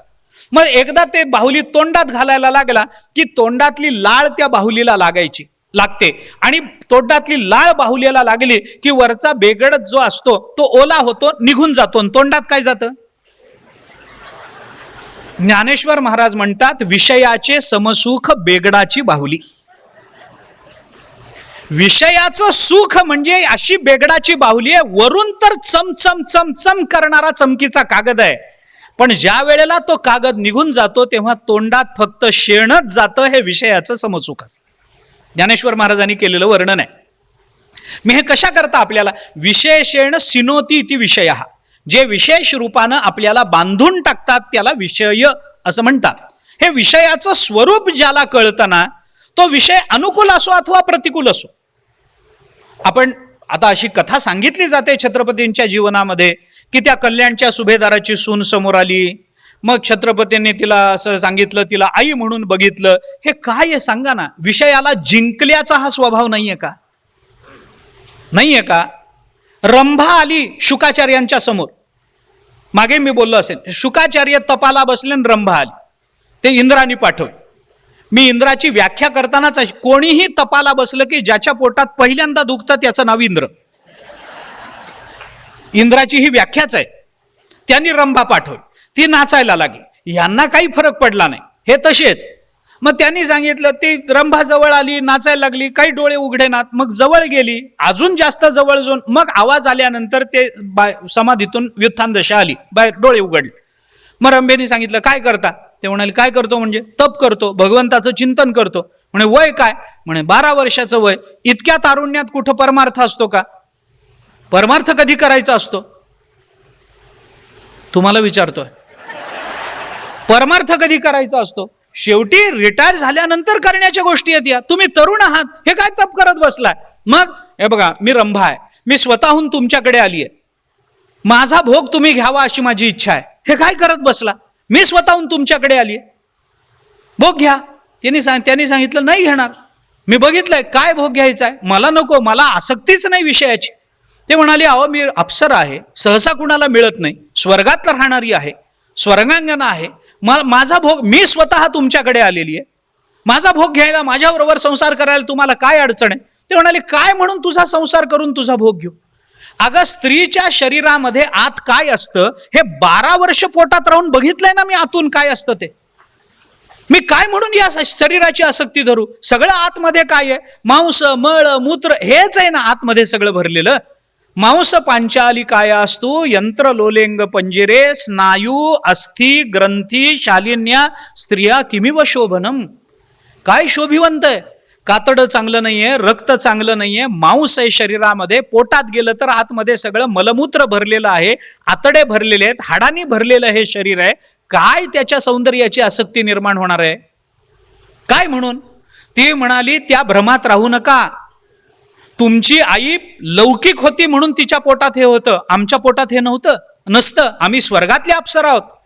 आम्ही अशा पंचमहाभूताच्या विकारांनी बनलेला नाही आहोत. आमच्या पोटामध्ये सगळी सुगंधी द्रव्य आहेत, तुम्हाला दाखवते. म्हणून त्या रंभेने आपलं पोट फाडून दाखवलं.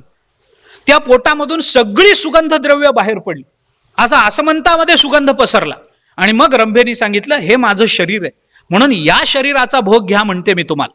काय अडचण आहे आता तुम्हाला? शुकाचार्यांनी तिला हात जोडून सांगितलं, तुझ्या पोटात इतका सुगंध आहे हे मला जर आधी कळलं असतं तर 12 वर्ष तुझ्याच पोटात राहिलो नसतो का माते?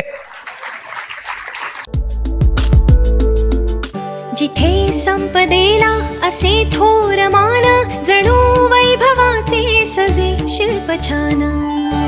सुवर्णाची या ग्राहका नम्र राहे, असे सर्व भूमंडळी एक आहे. गणेश रामचंद्र आपटे, मंगळवार पेठ आणि लकी चौक. आणि आता नव्या अलंकारांसह नवे दालन, रामकुटी 7 रस्ता सोलापूर. गणेश रामचंद्र आपटे.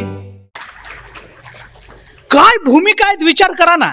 शिवाजी महाराजांचं त्या कल्याणच्या सुभेदाराच्या सुनेला माता म्हणणं आणि भगवान शुकाचार्यांनी रंभेला माता म्हणणं, काय भूमिका असेल अंतःकरणाची, लक्षात घ्या ना आपण. विषयाचा स्पर्शही चित्ताला न होणं, प्राप्त झालेल्या परिस्थितीमध्ये अंतःकरण दोलायमान न होणं, स्वतःच्या शरीराबद्दलची नश्वरता अंतःकरणामध्ये दृढ झालेली असल्यामुळे शरीर राहिलं काय अथवा गेलं काय त्याची तमा न राहणं, ही सगळी लक्षणं या सगळ्यांच्या ठिकाणी समानत्वानं दिसतात. म्हणून मी आपल्याला सांगितलं, 2ऱ्या अध्यायातल्या स्थितप्रज्ञापासून ते 17व्या अध्यायातल्या सात्विकापर्यंत आपण सगळी लक्षणं काढून बघा. ही सगळी लक्षणं आपल्याला समानच दिसतील. मग ज्याची लक्षणं समान आहेत त्याच्यामध्ये भक्ती ज्ञानामध्ये फरक करता कशाला? जर सगळीच लक्षणं गीतेने समान सांगितली आहेत तर सगळेच समान झाले. मग कर्मयोगी तसाच आहे, त्याला ओळखायचं तर तेच बघावं लागेल. ज्ञानी तसाच आहे, त्याला ओळखायचं तरी हेच बघावं लागेल. भक्ताला ओळखायचं तरी हेच बघावं लागेल. अद्वेष्टा सर्वभूतानां मैत्रः करुण एव च निर्ममो निरहंकारः समदुःख सुखक्षमी. समदुःख सुखक्षमी सगळीकडे समानच आहे. निर्ममता सगळीकडे समानच आहे. निरहंकारिता सगळीकडे समानच आहे.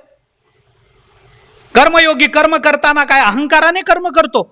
अरे अहंकार तर त्याला कर्मानं बांधणार आहे. मग तो का कर्म करेल? करणार. तो अहंकार का ठेवेल? ठेवणार नाही. फलासक्ती ठेवणार नाही. कर्मण्येव अधिकार असते मा फलेषु कदाचन, गीता बोलतेच आहे. कर्मयोग्याची लक्षणच आहेत ती. ज्ञानाची हीच लक्षण आहेत. तोही निर्ममच असतो. कुणाबद्दल ममत्व येतं ज्ञानाच्या अंतःकरणामध्ये?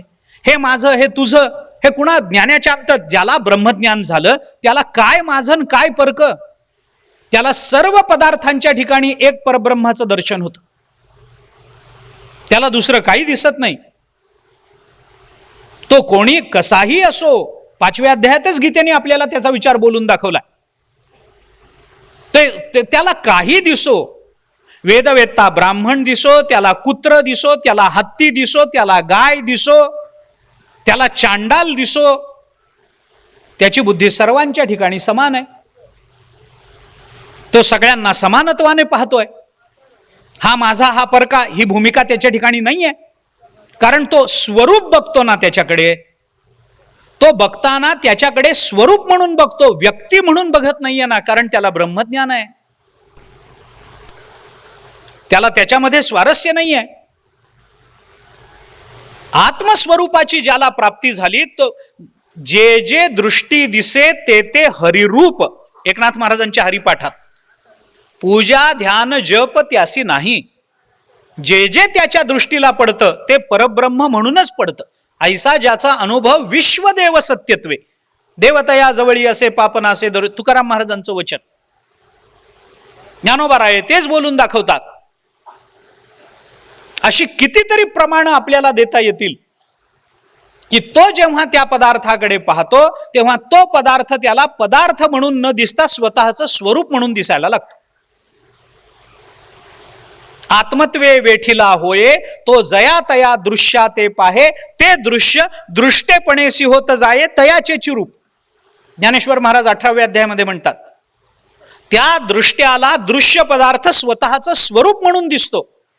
म्हणून मगाशी म्हटलं, विद्या विनय संपन्ने ब्राह्मणे गवी हस्तिनी शुनीच एव श्वपाकेच पंडिता समदर्शिना. पंडित सगळ्यांकडे समदृष्टीनं पाहतो. त्याला हा परका, हा आपला असं नसतंच. कारण त्याला दिसणारा पदार्थ पदार्थ म्हणून दिसत नाही, परब्रह्म म्हणून दिसतं. सर्व संतांच्या चरित्रामध्ये ही उदाहरणं आपल्याला पाहता येतील. मला लांबवायचं नाहीये. मला सांगायचा मुद्दा एवढाच आहे याच्यामध्ये की ही सगळी लक्षणं जर सर्व ठिकाणी समान असतील, निर्ममता ज्ञानाच्याही ठिकाणी, ब्रह्मज्ञान झाल्यानंतर कशाची ममता राहते? त्याला देहाची ममता राहते. तेवी सदभ्यासे निरंतर चित्तासी परमपुरुषाची मोहर लावी, मग शरीर असो अथवा जाओ, राहो अथवा जाओ, देह जावो अथवा राहो, पांडुरंगी दृढ भाव. काय त्यांना ते कबीर महाराज निघाले, काशीमध्ये राहत होते. कबीर महाराज असे रस्त्यावरून निघाले. ते जाता एक कुत्र रस्त्यावर पिसाळलेलं, वेड लागलेलं कुत्र, ते कुत्र आलन चालणाऱ्या कबीर महाराजांच्या पायाचा लचका तोडला. ते मांस असं लोंबायला लागलं खाली, असं लोंबायला लागलं. रक्तबंबाळ पाय झाला, मांस लोंबायला लागलं. ते लोकांना दिसलं आणि काही लोकांनी, कबीर महाराज आपल्याच नादात आहेत. कबीर महाराजांना लोकांनी सांगितलं, अहो महाराज, आपल्या पायाला कुत्र्यांनी चावा घेतलाय, लचका तोडलाय आणि तुमच्या पेंढरीचं मांस पायाचं असं लोंबायला लागलंय, बघा जरा, त्याला काही मलमपट्टी करा, औषध लावा. त्यांनी सांगितलं, ओ कुत्ता जाने चमडा जाने. काय भाषा असेल हे? अशा वेळेला सुचणं हे ज्ञानाचं लक्षण नाहीये का? सांगा ना. काय ममता आहे देहाबद्दल? सांगा ना. काय वाटतं त्यांना? हा देह और खर्चटलं तर प्रवचनाला न येणारी माणसं माझ्या समोर आहेत. हा का? काल दिसला, डोकंच फार दुखत होतं. काल येता येता नकोच वाटलं. अरे काय कारण आहेत? आणि कबीर महाराज म्हणतात, वो कुत्ता जाने चमडा जाने. ते कुत्र्याला माहिती, चामड्याला माहिती, मला काय करायचंय? काय या देहाबद्दलची अनासक्ती आहे, निर्ममता आहे, काही वाटत नाही. असं मी म्हणून म्हटलं की सर्व संतांच्या चरित्रामध्ये ही उदाहरणं आपल्याला दिसून येतात. मग जर सर्वांच्या ठिकाणी ही लक्षणं समानत्वानं आहेत, तर मग भक्ता माझी रावो ज्ञानिया तोची, हे असं वेगळेपण सांगण्यामध्ये ज्ञानोबारांना तरी काय तात्पर्य? तो भक्त आहे म्हणा म्हणजेच तो ज्ञानी आहे, तो ज्ञानी आहे म्हणा म्हणजेच तो योगी आहे, तो योगी आहे म्हणा म्हणजेच तो कर्मनिष्ठ आहे, तो कर्मनिष्ठ आहे म्हणा म्हणजेच तो भक्त आहे. कारण लक्षणं तर सगळ्यांची समान आहेत. असं का व्हावं? भक्ता माझी रावो ज्ञानिया तोची, तो भक्तामधला राजा आहे त्यामुळे ज्ञानीही तोच आहे, असं वेगळेपण दाखवण्यामध्ये ज्ञानोबारांना काय काय त्याच्यामध्ये त्यांना महत्व वाटतं? भक्तामध्ये राजा, ज्ञानी तोच, याचं काही कारण आहे. आता थोडं वेगळं बोलतो, एक जाता जाता. काय आहे, हे आपल्याला पटलं की नाही? मी जे बोलतो ते पटलं की नाही? तर पटलं, तुम्ही किती नाकारा, पण तुम्हाला मनात ते पटलंय. जेव्हा साधा विषय आहे ना, जेव्हा अनेकांची लक्षणं एक दिसतात त्यावेळेला त्यांच्यामध्ये भेद राहत नसतो. लक्षणं एक असली की भेद नाही. मग भक्ता माझी आणि ज्ञानी हे असं का, भेद का तुम्ही अधोरेखित केला? हा प्रश्न अगदीच तार्किक आहे, प्रसंगी तात्विकही वाटण्याची शक्यता आहे. आपल्याला ते पटलेलंही असावं मनामध्ये, पण तरीही हे म्हणणं बरोबर आहे. त्याचं कारण असं आहे की हे ज्ञानेश्वर महाराजांनी म्हटलंय म्हणून. मला दुसरा विकल्प लक्षात येत नाही, मला दुसरा अर्थ कळत नाही. जेव्हा आपला प्रश्न किंवा आपला विचार आणि संतांचे शब्द यांची जोड लागत नाही, त्यावेळेला शब्दाचा विचार करण्यापेक्षा आपल्या विचाराचं सिंहावलोकन करणं हे जास्त महत्वाचं असतं. हे लक्षात घ्या. आपण केलेला विचार आणि ज्ञानेश्वरीची ओवी याच्यामध्ये जर तफावत येत असेल तर ओवी बरोबर आहे का चूक आहे याची चिकित्सा करू नये. आपला विचार चुकीचा झालेला आहे याच्यावर डोळे झाकून शिक्कामोर्तब करावं. कारण ते ज्ञानोबारायांनी म्हटलंय, त्याला विकल्प नाही आहे. आपल्या भाषेमध्ये सांगू, त्याला चॅलेंज नाही आहे. चला, कोण त्याला आव्हान देऊ शकेल? ज्ञानोबारायांचं बोलणं आहे, तुकोबारायांचं बोलणं आहे. याला खोडून काढणं ब्रह्मदेवाला काय, स्वतः भगवंताला ते शक्य नाहीये. स्वतः भगवंताला शक्य नाही ज्ञानोबारायांचं बोलणं खोडून काढ. असं का तू म्हणालास? असं ज्ञानोबारायांना विचारू नाही शकत भगवान, पण ज्ञानोबाराय विचारू शकतात, देवा तुमचं चुकलं इथं, असं तुम्ही का बोलला? आणि ज्ञानेश्वरीत तशी चूक दाखवून दिली आहे ज्ञानोबारायांनी भगवंताची. मला ते स्थळ सांगायचे नाहीयेत किंवा भगवान चुकीचे आहेत असंही सिद्ध करायचं नाही. त्याच्या मागे काय लीला असतात ते असू देत. लक्षण जेव्हा समान आहे तेव्हा वैलक्षण्य का, हा प्रश्न आहे. भक्ता माझी रावो ज्ञानिया तोची असं का म्हटलं, त्याचं उत्तर देऊन जातो. ज्या अर्थी ज्ञानोबारायांनी हे वेगळेपण ठेवलंय त्या अर्थी त्यांच्यामध्ये काहीतरी वेगळेपणा आहे. वेगळेपणाचा विचार करताना अध्यात्माच्या दृष्टीनं दोन रूपानं, दोन प्रकाराने करावा लागतो.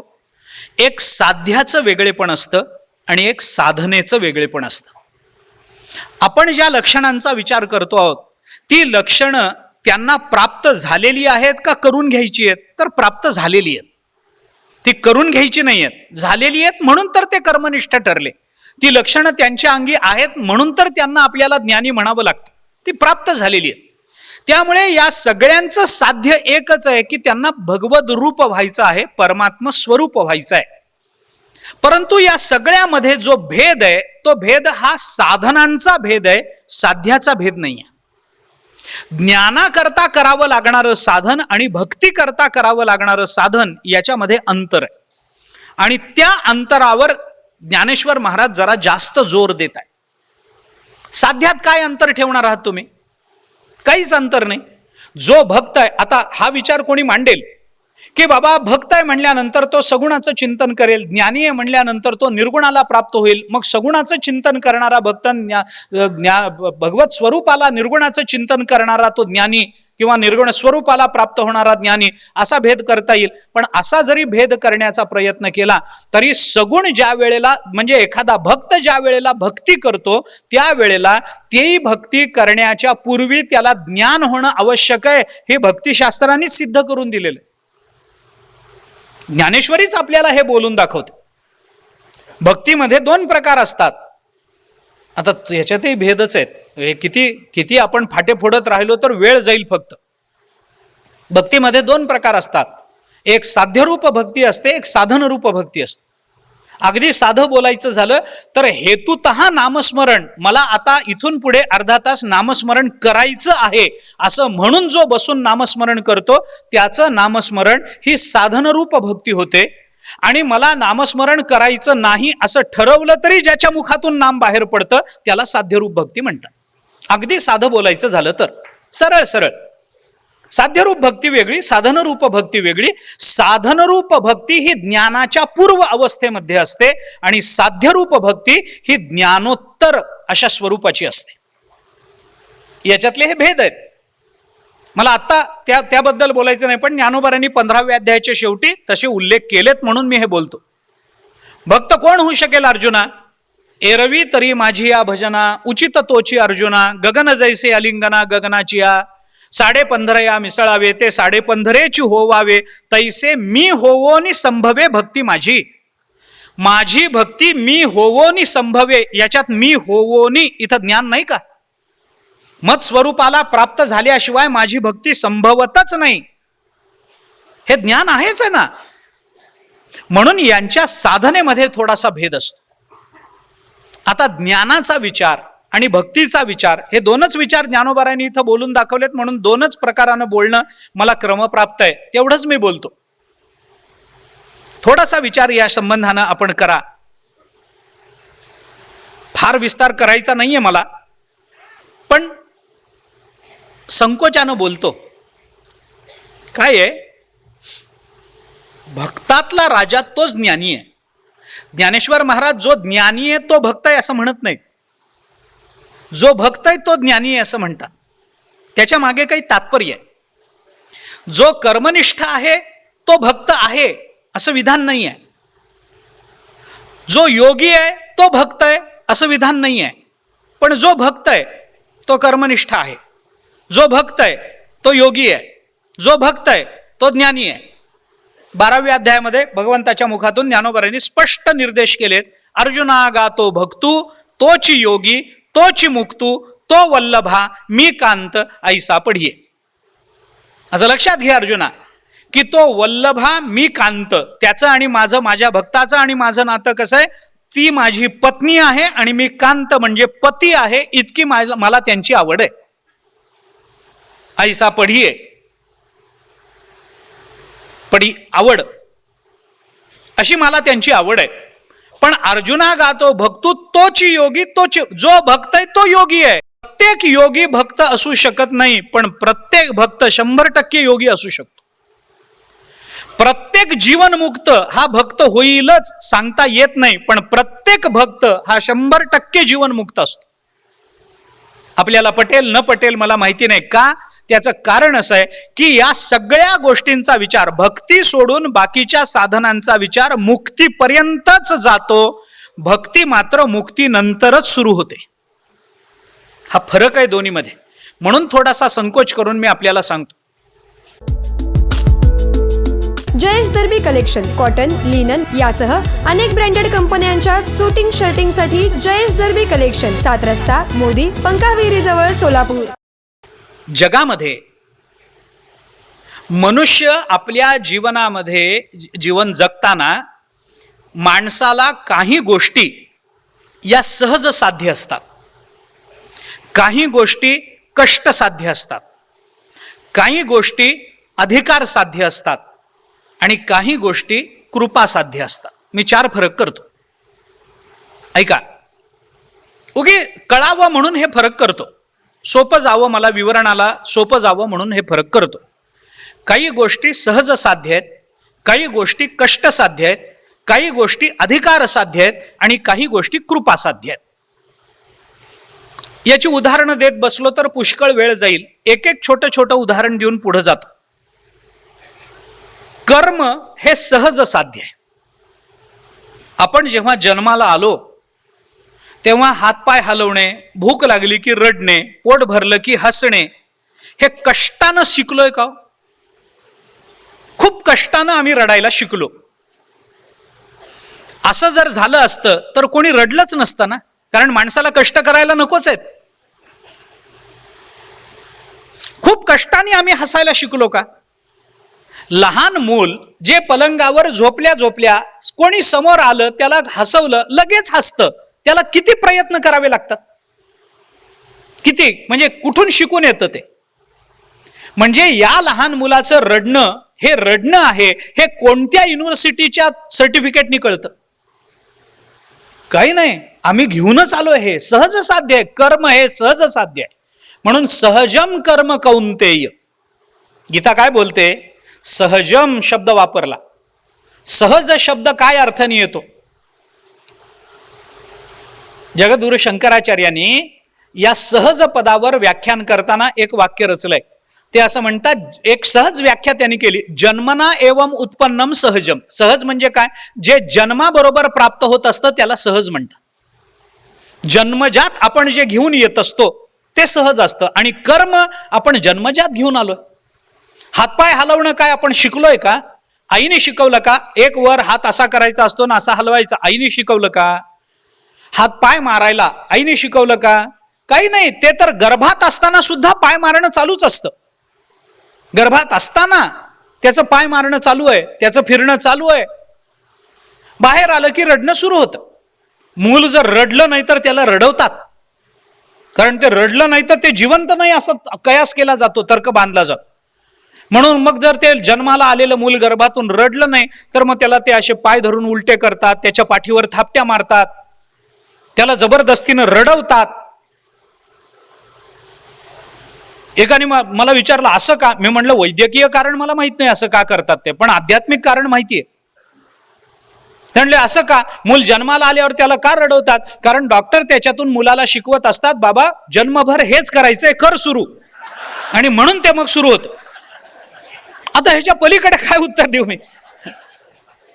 आयुष्यभर हेच करायचंय, कर कर म्हणलं की ते जे सुरू होतं ते ऑक्सिजन लावेपर्यंत चालूच असतं रडणं.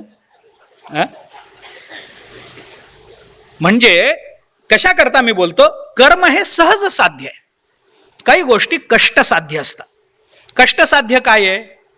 काय आपल्याला अन्न मिळवणं हे सहज मिळत नाही, त्याच्याकरता कष्ट करावे लागतात. मान मिळवायचा असेल, प्रतिष्ठा मिळवायची असेल, जागेवर बसून प्रतिष्ठा कशी मिळेल? आपल्याला समाजामध्ये जावं लागेल, समाजाची सुखदुःख समजून घ्यावी लागतील, कुठेतरी निष्काम अंतःकरणाने समाजाला मदत करावी लागेल, काहीतरी संपत्ती मिळवावी लागेल. कशाच्या का आधाराने होईना, पण समाजामध्ये मान मिळवायचा असेल तर आम्हाला कष्टानेच मिळवावा लागतो. आम्ही उगीच जागेवर बसून राहिलो म्हणून मान आमच्याकडे चालत येत नाही. एखाद्या चांगल्या कुळात जन्माला आलो तर काही काळापुरता राहील, पण तो पूर्वजांचा प्रभाव ओसरेपर्यंत. नंतर आम्हालाच मिळवावा लागेल. पूर्वजांकडून मिळालेलं कष्टानं टिकवावं लागतं, ते सहज टिकून राहत नाही. संपत्ती मिळवायची आहे, सहज मिळते का? मी जागेवर बसून राहिलो आणि सहज असं होत नाही, काहीतरी कष्ट त्याला करावे लागतात. भिकारी सुद्धा 4-2 रुपये जे मिळवतो ते जागेवर बसून जरी मिळवत असला तरी सुद्धा उन्हातानामध्ये बसून राहतो. हे कमी कष्ट आहेत का? आपल्याच्याने झाले नसते. तसं शक्य आहे. काहीतरी संपत्ती मिळवायची आहे, अन्नमान धन हे तो प्रारब्धाधीन. आणि प्रारब्ध म्हणजे काय असतं? कुठल्या तरी कर्माचे केलेले ते कष्टच असतात ना. काही गोष्टी आम्हाला कष्ट साध्य आहेत, काही गोष्टी आम्हाला अधिकार साध्य आहेत. अधिकारानं साध्य होणारं काय? ज्ञान. ज्ञानाचा अधिकार लागतो. ब्रह्मज्ञान असं सहजासहजी मिळत नाही. मग त्याच्याकरता आम्हाला अंतःकरण शुद्ध करून घ्यावं लागेल, त्याच्याकरता विचार करावा लागेल, त्याच्याकरता विवेक मिळवावा लागेल, जागा करावा लागेल, वैराग्य प्राप्त करून घ्यावं लागेल, श्रवण करावं लागेल, घरी गेल्यानंतर केलेल्या श्रवणाचं मनन करावं लागेल, उपपत्तीनं दृष्टांतानं ते ऐकलेला विषय समजून घ्यावा लागेल, मग त्याचं निधिध्यासन करावं लागेल, समजलेल्या विषयाच्या चिंतनाचं सातत्य ठेवावं लागेल. मग कुठेतरी तत्वम पदार्थ शोधन करावं लागेल. त्याच्यानंतर कधीतरी गुरु भेटतील. ते गुरु भेटणं सहज नाही आहे, त्याच्याकरता फार प्रयत्न करावे लागतील. ऐसी कर्मसाम्य दशा होय तेथ विरेशा, मग श्री गुरु आपैसा भेटेची गा. कर्मसाम्य दशा यावी लागेल, वैराग्य अंगी बाणावं लागेल. बरं, वैराग्य निर्माण करून घेणं सोपं नाहीये, त्याच्याकरता अधिकार लागतो. ज्याला विवेक आहे त्यालाच वैराग्य आहे, म्हणजे विवेक प्राप्त करून घ्यावा लागतो. बरं, विवेक होणं सोपं नाहीये. आता ही मालिका जर आपण सगळी बघितली तर हे ज्ञान जे आहे ना ते अधिकारानं प्राप्त होणार आहे. कुणाला तरी कोणीतरी भेटलं त्याने आम्हाला ज्ञान दिलं असं चालत नाही.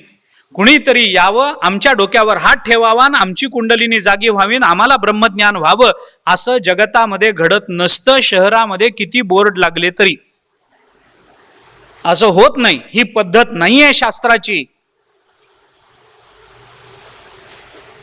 आपण भूलू नका या गोष्टीला. आपल्याला ज्ञान देणारी ज्ञानेश्वरी आहे ना हातामध्ये, तिला न विचारता अन्यत्र जाण्याचं आपल्याला काही कारण आहे का? आपल्या हातामध्ये दासबोध आहे ना, आपल्या हातामध्ये एकनाथी भागवत आहे ना, तुकाराम महाराजांचे अभंग आहेत ना, त्यांना न विचारता अन्यत्र जायचं कशाला? काय कारण आहे? भरपूर आहे, हे जीवनाची धन्यता करून देणार आहे. जाऊ द्या, माझा तो विषय नाही आता. पण हे अधिकार साध्य आहे, हे सहजासहजी मिळणार नाही आम्हाला. म्हणून ब्रह्मज्ञानाचा अधिकारी कोण याची चर्चा करावी लागते सुरुवातीला. जे ज्ञानाचे जे ग्रंथ असतात ना, त्या ग्रंथाच्या सुरुवातीला त्या ग्रंथाचं अनुबंध चतुष्टय सांगितलं जातं. आणि त्याच्यामध्ये अनुबंध चतुष्टय म्हणजे संबंध, अधिकारी, विषय आणि प्रयोजन, या चारीला अनुबंध चतुष्टय म्हणतात. त्याच्यात अधिकार्याची चर्चा करावी लागते. हा ग्रंथ कुणाकरता लिहिला गेला? ज्ञानोबारांनी ज्ञानेश्वरीत नाही का म्हटलं, जे अर्जुनाची पाती परिसणया योग्य होती, जे अर्जुनाच्या पंक्तीला बसण्याच्या योग्यतेचे त्यांच्याकरता अमुक अमुक सांगतो. हरिपाठाचा अधिकार आहे. कोणी हरिपाठ ऐकावा, कोणी हरिपाठ करावा, सगळ्यांना अरे सगळ्यांनाच करता येतो, तरी त्यातल्या त्यात कुणाला? मग आपल्याला पहिल्याच अभंगामध्ये ते अनुबंध चतुष्टय आपल्याला हरिमुखे म्हणा त्याच्यामध्ये येऊन जात. असोनी संसारी, जे संसारात राहिलेले आहेत पण अंतःकरणामध्ये नामस्मरण करण्याची इच्छा आहे, ते हरिपाठाचे अधिकारी झाले. चांगदेव 65चा अधिकारी चांगदेव हेच आहेत. प्रत्येक ब्रह्मज्ञानाचा अधिकारी असतो. वेदांतामध्ये त्याची चर्चा आहे. निष्काम कर्माचरण आणि सद्गुरु उपासना यांनी आपल्या अंतःकरणातला मल आणि विक्षेप हे दोन दोष ज्यांनी या साधनाद्वारे घालवलेले आहेत, ज्यांचा आवरण नावाचा तिसरा दोष शिल्लक राहिलेला आहे, आणि त्या दोषाच्या निवृत्ती करता जो साधन चतुष्टय संपन्न झालेला आहे तो ब्रह्मज्ञानाचा अधिकारी समजला जातो वेदांतात. ब्रह्मज्ञान सहज मिळत नाही, त्याच्याकरता अधिकार असावा लागतो. म्हणजे काही गोष्टी सहज साध्य आहेत, काही गोष्टी आपल्याला कष्ट साध्य आहेत, काही गोष्टी किंवा प्रयत्न साध्य आहेत, काही गोष्टी आपल्याला अधिकार साध्य आहेत, आणि काही गोष्टी मात्र कृपा साध्य आहेत. याच्यातली भक्ती ही कृपा साध्य आहे, बाकीचं सगळं एका बाजूला आणि कृपा साध्यता एका बाजूला. भक्ती कृपा साध्य आहे. आम्ही किती प्रयत्न केले म्हणजे आम्हाला परमात्मा कृपा करेल आमच्यावर, काही सांगता येत नाही. काही न करणाऱ्यांवरही तो करू शकतो आणि सगळं करणाऱ्यांवरही तो करत नाही. का? त्याच्या इच्छेचा प्रश्न आहे. इच्छा आहे, भगवंताची कृपा आहे ती. शेवटी भगवान कृपा करतीलच, काय सांगता येईल. 5 वर्षाच्या ध्रुवावर करू शकतात आणि 1400 वर्षाच्या चांगदेवांना 1400 वर्षापर्यंत तसेच ठेवू शकतात. काय सांगतायत? काही असा निश्चित नियम नाही. भगवंताची कृपा कधी होईल? कधीही होईल. त्याच्या मनात असेल त्या वेळेला होईल. कुणावर होईल? कुणावरही होईल. काय माहिती? आपण सजग असलं पाहिजे, ही गोष्ट नक्की आहे. आपण उघडं असलं पाहिजे. ती कृपा स्वीकारण्याकरता आपले दरवाजे उघडे पाहिजे. नाहीतर तो कृपा करायचा आणि आपण दरवाजे लावून बसलेलो असायचं, त्याला काही अर्थ नाही. एक आंधळ्याची गोष्ट सांगतात. त्या एका आंधळ्याला राजाने बघितलं, कीव आली म्हणून आंधळ्याला सांगितलं, उद्या दरबारात या, मी तुम्हाला काहीतरी देईन असं की तुमचं दारिद्र्य जाईल. त्याला बरं वाटलं. त्या आंधळ्याला डोकं खाजवायची सवय होती. मग आता दरबारात जायचं तर कसं जायचं? बरोबर कोणी नाही. एकाला सांगितलं, मला दरबारात जायचं. तो म्हणलं, जा, सरळ मार्गाने जा. तुम्ही घ्या, मला माझं काम आहे, नोकरीवर उशिरा जाईन तर माझा पगार कापला जाईल, मला नकोय. तुमचं तुम्ही जा, सरळ मार्गाने जा. तिथपर्यंत गेला. अजून एकाला विचार, मला दरबारात जायचं, मला वेळ नाही. मग काय करू? त्याने सांगितलं, एक काम करा, मी तुमचा हात भिंतीला लावून देतो. त्या भिंतीला, ही सगळी राजवाड्याची भिंत आहे, भिंतीला चाचपडत जा, दरवाजा आला की मध्ये घुसा. तो आंधळा निघाला, नेमका दरवाजा आला की डोकं खाजवायचं, ते नेमकं पुढे जायचं. पुढे गेलं की पुन्हा भिंत, पुन्हा फिरून यायचा, दरवाजा आला की. आमचं तसं होऊ नये. नेमका दरवाजा येईल आणि आम्ही कुठंतरी डोकं खाजवत बसू, ती कृपा वाया जाईल. भगवान तयार आहेत, कृपा करायलाच बसलेले आहेत. आमचे दरवाजे उघडे पाहिजे. याच्याकरता गीतेत आलेला शब्द सांगू. श्रद्धावान लभते ज्ञानम तत्पर. तत्पर राहणं, गीतेने वापरलेला शब्द तो आहे, तत्पर. तत्पर राहणं म्हणजे काय? एखादा नोकर फार तत्पर आहे असं आपण म्हणतो. तत्पर आहे म्हणजे काय? तत्पर आहे म्हणजे मुखातून आज्ञा निघाली की शब्द खाली पडू देत नाही, वरच्यावर झेलतो, त्याला तत्पर म्हणतात. तसं भगवंताची कृपा आली तर वाया जाऊ न देता ती कृपा प्राप्त करून घेणारा, त्याला तत्पर असा शब्द वापर. काल्याच्या प्रसंगामध्ये, आता हे खूप विस्तार होईल याचा. काल्याच्या प्रसंगामध्ये आहे, भगवंतानी गोपाळांना सांगितलं, तुम्ही असे एकमेकांच्या वर तिघे उभे राहा. शिंके लावियले दुरी, होतो तिघांचे मी वरी. तुम्ही वारे दोहीकडे, मुख पसरोनी गडे. तुम्ही दोन्ही बाजूला उभे राहा, मी वर जाऊन शिंक फोडणार आहे, त्याच्यातला माल, त्याच्यातलं लोणी मी तुम्हालाच वाटणार आहे. पण तुम्ही कसे राहायला पाहिजेत? मुख पसरोनी गडे. तुम्ही आ करून उभं राहा, नाही तर मी वरून लोण्याचा गोळा टाकायचा आणि नेमके तुम्ही तोंड बंद करेल, वाया जाईल ते. तुम्ही आ करा, आ करून उभे राहा, आ करून. मग कायम आ करून उभं राहा, म्हणजे कधी माझ्या हातून लोणी येईल आणि कधी कोणाच्या तोंडात जाईल सांगता येत नाही. माझी इच्छा आहे, मी उजवीकडे फेकेन, डावीकडे फेकेन, तुम्ही आ करून उभं राहा. ते भगवंतानी आ म्हणून सांगितल्यानंतर मग लोक प्रवचनामध्ये आ असं करायला लागतात. असं म्हणतात भाऊ, खरं खोटं माहित नाही मला, असं म्हणतात. कारण कधी कृपा होऊ शकते. भगवंतानी सांगितलंय मुख पसरोनी उभे राहा. तत्पर राहिलं पाहिजे. भक्ती ही कृपा साध्य आहे. काय केलं म्हणजे भक्ती करता येईल? काही सांगता येत नाही. ज्ञान प्राप्त झालं म्हणजे भक्ती होईल, काही सांगता येत नाही. कर्म केलं म्हणजे भक्ती होईल, काही सांगता येत नाही. भक्ती ही या सगळ्यापेक्षा वेगळी, सगळ्याच्या पुढे आहे. हा, भक्ती केल्यानंतर ज्ञान येईल हे सांगता येईल. कारण कृपा झाली म्हणलं की ज्ञान येईलच ना. भगवान वाटेल ते देतील, मोक्षही देतील, मग अजून काय ज्ञान व्हायचं राहिलं? भगवंताची कृपाच जर व्हायची आहे तर ती कधी होईल, कशी होईल, कुणावर होईल, काही सांगता येत नाही. भल्या भल्यांवर झाली नाही. आणि भागवत जर बघितलं तर गोपाळांना काय कळत होतं? एकादश स्कंद बघा तुम्ही. उद्धवाला मी गोपाळांवर कृपा का केली, गोपाळांवर माझं प्रेम कसं आहे, हे जे भगवंतानी सांगितलं ना एकादश स्कंदामध्ये, त्याच्यामध्ये गोपाळ कोण आहेत? ते काही शिकलेले आहेत? ते फार मोठी डिग्री घेऊन आलेले आहेत भगवंताजवळ. अरे काय कळतं त्यांना? आखूड धोतर, शेणकाडी करणारी पोरं, गवळीयाची ताकपिरे कोण पोरे सांगली म्हणतात तुकाराम महाराज. काय कळत होतं त्यांना? काय कळत होतं? काही वेदाचे शब्द कळत होते, वेदाचा अर्थ कळत होता? काय कळत होतं त्यांना? त्यांना गायी कशा वळाव्यात, धार कशी काढावी, दूध दही कसं विकावं, अमुक कसं करावं, खेळावं कसं, बैलामध्ये भांडण लागलं तर ते सोडवावं कसं, गायींना पाणी कसं दाखवावं, अमुक हे त्यांना माहिती होतं. हाक कशी मारावी गायीला, त्याचं एक शास्त्र आहे, ते त्यांना कळत होतं. पण भगवंतानी कृपा करावी असं काय होतं? काहीच नव्हतं, काहीच नव्हतं. मग तरी भगवंतानी कृपा केली ना. कोणती डिग्री घेऊन आली सांगा ना? या गोपिकांच्या जवळ कोणत्या विद्यापीठाच्या पदव्या होत्या? काही नव्हतं, काही नव्हतं. पण तरी सुद्धा भगवंतानी त्यांच्यावर कृपा केली. काय बघून केलं? काही नाही, त्यांचं शुद्ध अंतःकरण बघून केली, भगवंताचं लागलेलं वेड बघून केली. त्याच्याकरता भगवंतानी बाकी काही बघितलं नाही. भगवान कृपा करतात, पण ती कुणावर करतील, कधी करतील, कशी करतील, काही सांगता येत नाही. मग आमच्यावर कृपा नाहीच का? अहो, आत्ता एवढी 2 वर्ष अशी वेडी वाकडी जाऊन सुद्धा यावर्षी आपण प्रवचनाला या खुर्चीत 2-2 तास बसू शकतो. ही कृपा नाहीये का? आमच्यावरही आहेच आहे, आम्हाला कळत नाहीये ही आमची अडचण. कृपा आहेच आहे, कोणत्या रूपाने होईल सांगता येत नाही. म्हणून दोन्ही प्रकार आहेत. ह्याचा विस्तार खूप होईल, मला भीती तीच आहे. अर्जुनावर कृपा केली की नाही? केली. सुग्रीवावर केली की नाही? केली. प्रल्हादावर केली की नाही? केली. अशी उदाहरणं खूप आहेत. मारुतीरायांवर केली की नाही? केली. सुदाम देवावर केली की नाही? केली. स्पष्ट समोर उभं राहून, त्यांना स्पर्श करून, त्यांना हात लावून त्यांच्यावर कृपा झाल्या आहेत. त्यांच्याशी संवाद साधून त्यांच्यावर कृपा झाल्या आहेत.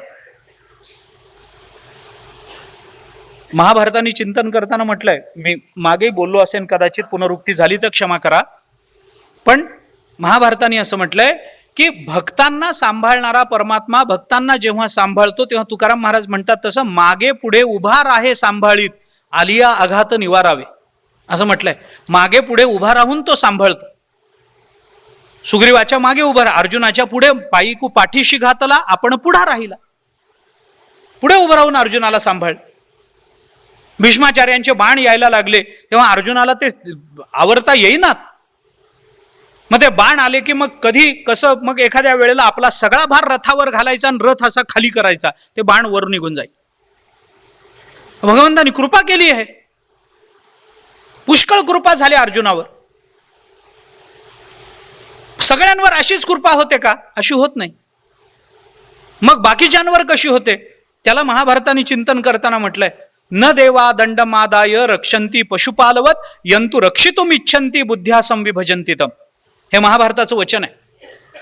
महाभारत म्हणतं सगळ्यांनाच भगवान हातामध्ये तलवार काठी गदा घेऊन, सर्व धनुष्यबाण घेऊन सगळ्यांना सांभाळत नाही, ते भक्तांना सांभाळतो. मग आपल्याला कसा सांभाळतो? आपल्याला सांभाळण्याकरता भगवान समोर येत नाहीत. मग जे संकट आपल्या जीवनामध्ये निर्माण झालेलं असतं त्या संकटातून बाहेर पडण्याची बुद्धी परमात्मा देतो ना, आम्हाला सांभाळत असतो. ही कृपाच आहे ना भगवंताची. त्या प्रसंगामध्ये आम्हाला बाहेर पडण्याची बुद्धी झाली ना. माणूस म्हणतो बरं झालं मी अर्धा तास आधी निघून आलो म्हणून, नाही तर फार अवघड झालं असतं. हे तुझं बरं झालं नाही, त्याची इच्छा होती तुला सांभाळायची म्हणून अर्धा तास आधी निघायची बुद्धी झाली. असं होतं. मी उदाहरण देत असतो. गावाला काही तीर्थयात्रेला वगैरे घरातले लोक निघतात ना, ते गाडी करतात, सगळं कुटुंब गाडीत जाऊन बसतं. ती माय माऊली असते, तिला मात्र वेळ लागतो. तिला सगळंच बघायचं असतं. हे दार लावलं का, ती खिडकी लावली का, इकडून मांजर येणार नाही ना, दूध आत टाकलं ना, दहीचं विरजण लावलेलं आहे ना, कुठली बटणं चालू राहिलेली नाहीयेत ना, गॅस अमुक आहे ना, ते तमुक आहे ना, हे बंद केलं ना, ते बंद केलं ना, दरवाजाला कुलप लावली ना, हे सगळं तिला गाडीत बसले, लवकर चल आई, लवकर चल, लवकर चल, तुझ्यामुळे उशीर होतो. मग ती ते सगळं बंद करते. मग तो लाकडाचा दरवाजा लावते, त्याला कुलूप लावते. त्याच्यासमोर ग्रिलचा दरवाजा असतो, तो लावते, त्याला वेगळं कुलूप लावते. तिथून खाली उतरल्यानंतर एक लोखंडाचा दरवाजा असतो, तो लावते, त्याला एक स्वतंत्र कुलूप लावते. आणि ते सगळं करून बाहेर जाता जाता फाटक लावते, त्याला एक कुलूप लावते आणि मग गाडीत येऊन बसते. तिला काळजी आहे. आणि मग गाडीत बसल्यावर मुलं म्हणतात निघायचं आता, निघायचं का? मग हो निघायचं. निघायचं म्हणलं की चला निघूया म्हणून पुंडलिकावर म्हणतात, तर आई म्हणते थांबा थांबा थांबा थांबा, मला थोडं वर जाऊन बघू द्या, आता परत. मग ती मुलं सगळी चिडतात. मग ती आता माझा क्रम लक्षात नाहीये कोणत्या कोणत्या दरवाजाचा, पण तुम्ही लक्षात घ्या. तो ते पहिलं कुलूप उघडते, मग आत जाते, दुसरं उघडते, तिसरं उघडते, चौथं उघडते. आत जाऊन बघते तर तिच्या लक्षात येतं गॅसचं बटन चालू राहिलेलं असतं. आणि मग ते बंद करते. मग ती पुन्हा येऊन ते सगळी कुलप पुन्हा त्याच क्रमानं लावत पुन्हा गाडी. मग मुलं तुझ्यामुळे उशीर होतो, नेहमीच आहे तुझा, लवकर निघतच नाही, तुला संसारच सुटत नाही, जणू यांना फार लवकर सुटला, तुझं असंच आहे तसंच आहे. मग ती म्हणते अरे मला सुचलं म्हणून बरं झालं, गॅसचं बटन चालू होतं. मी त्या माऊलीला एवढंच सांगू इच्छितो महाभारताच्या आधाराने, तुला सुचलं नाही, तुझ्या घराचा विध्वंस होऊ नये ही भगवंताची इच्छा होती म्हणून तुला बुद्धी झाली. यंतु रक्षितुम इच्छन्ति बुद्ध्या संविभजन्ति तम. पण त्या कृपेची जाणीव होणं महत्वाचं आहे. आम्हाला रोज 2 वेळेला अन्न मिळतं, पण ती भगवंताची कृपा आहे याची जाणीव होत नाही आम्हाला. विस्तार करायचा नाहीये मला बोलायचंय एवढं की ही भगवत कृपा एकदा झाली की मग ती कृपा कोणत्या रूपात होते? ती ज्ञानाच्या रूपात होऊ शकेल, ती नामाच्या रूपात होऊ शकेल, ती कर्माच्या रूपात होऊ शकेल, ती समाधीच्या रूपात होऊ शकेल. मग कृपेनंच जर भक्ती प्राप्त होणार आहे आणि भक्तीचा परिणाम जर हा सगळा होणार आहे, तर भक्तामधला राजा ज्ञानी होईल. याच्यात नवल काय? ह्याच्यात नवल वाटायचं काय कारण आहे?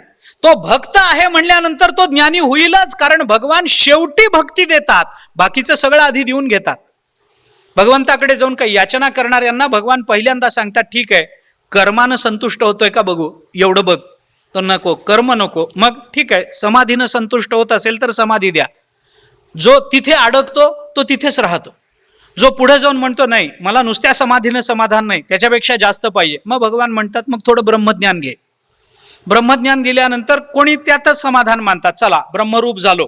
भगवान म्हणतात वा बाजूला. एखादाच कोणीतरी म्हणतो मला ब्रह्मज्ञानातही समाधान वाटत नाही, पुढचं काहीतरी द्या, मग भगवान त्याला भक्ती देतात. मग भक्तीचा क्रम जर शेवटी असेल तर जो भक्तामधला राजा असेल तो ज्ञानी होईलच की नाही? तो योगी होईलच की नाही? तो कर्मनिष्ठ होईलच ना? म्हणून ज्ञानोबाराय म्हणतात म्हणून भक्ता माझी राव, ज्ञानी आई तोच. तोही ज्ञानी तोच आहे, त्याला वेगळं चिंतन ज्ञानाचं करू नका.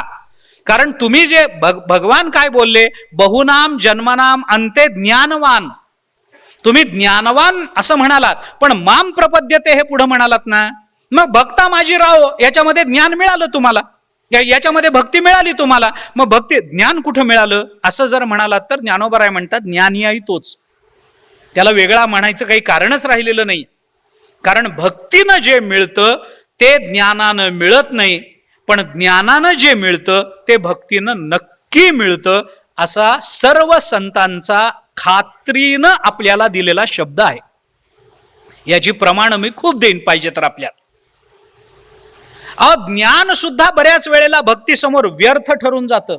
तद व्यर्थयन कः पुमान नराकृती शामो अयम अमोदभर प्रकाशते. भक्तिशास्त्रामध्ये चिंतनात क्लेशे क्रमात पंचविधे क्षयम गते यत ब्रह्मसौख्यम स्वयं अस्फुरत परम. आता ते सगळं चिंतन क्लेशे क्रमात पंचविधे, क्लेश क्रमानं 5 गेले. म्हणजे काय गेले? अविद्या, अस्मिता, राग, द्वेष आणि अभिनिवेश, याला पंचक्लेश म्हणतात योगशास्त्रामध्ये.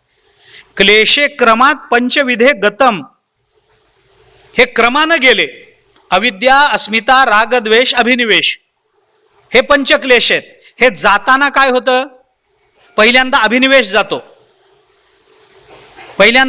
जातो, त्याच्यानंतर रागद्वेष जातात, त्यानंतर अस्मिता जाते आणि त्यानंतर अविद्या जाते. हे क्रमानं गेले. अविद्या गेली की काय होतं? ब्रह्मज्ञान प्राप्त होतं. मग क्लेशे क्रमात पंचविधे क्षयम गते यत, त्याच्यामुळे काय होतं? ब्रह्मसौख्यम स्वयं अस्फुरत परम. ते अविद्याच गेली, त्यामुळे मला ब्रह्मसौख्य, ब्रह्मस्वरूपता प्राप्त झाली. मग असा ब्रह्मज्ञानी, ज्याला ब्रह्मस्वरूपता प्राप्त झाली, असा एक ब्रह्मज्ञानी असा हिंडत हिंडत वृंदावनामध्ये गेला.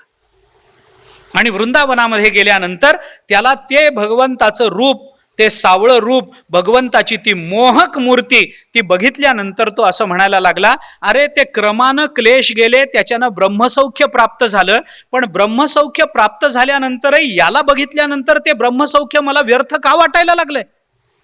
मला का ते वाया गेल्यासारखं वाटायला लागलं? तद व्यर्थयन कः पुमान नराकृती शामो अयम अमोदभर प्रकाशते. तो असं म्हणतोय की अरे सगळं ते ब्रह्मज्ञान माझं व्यर्थ गेलं.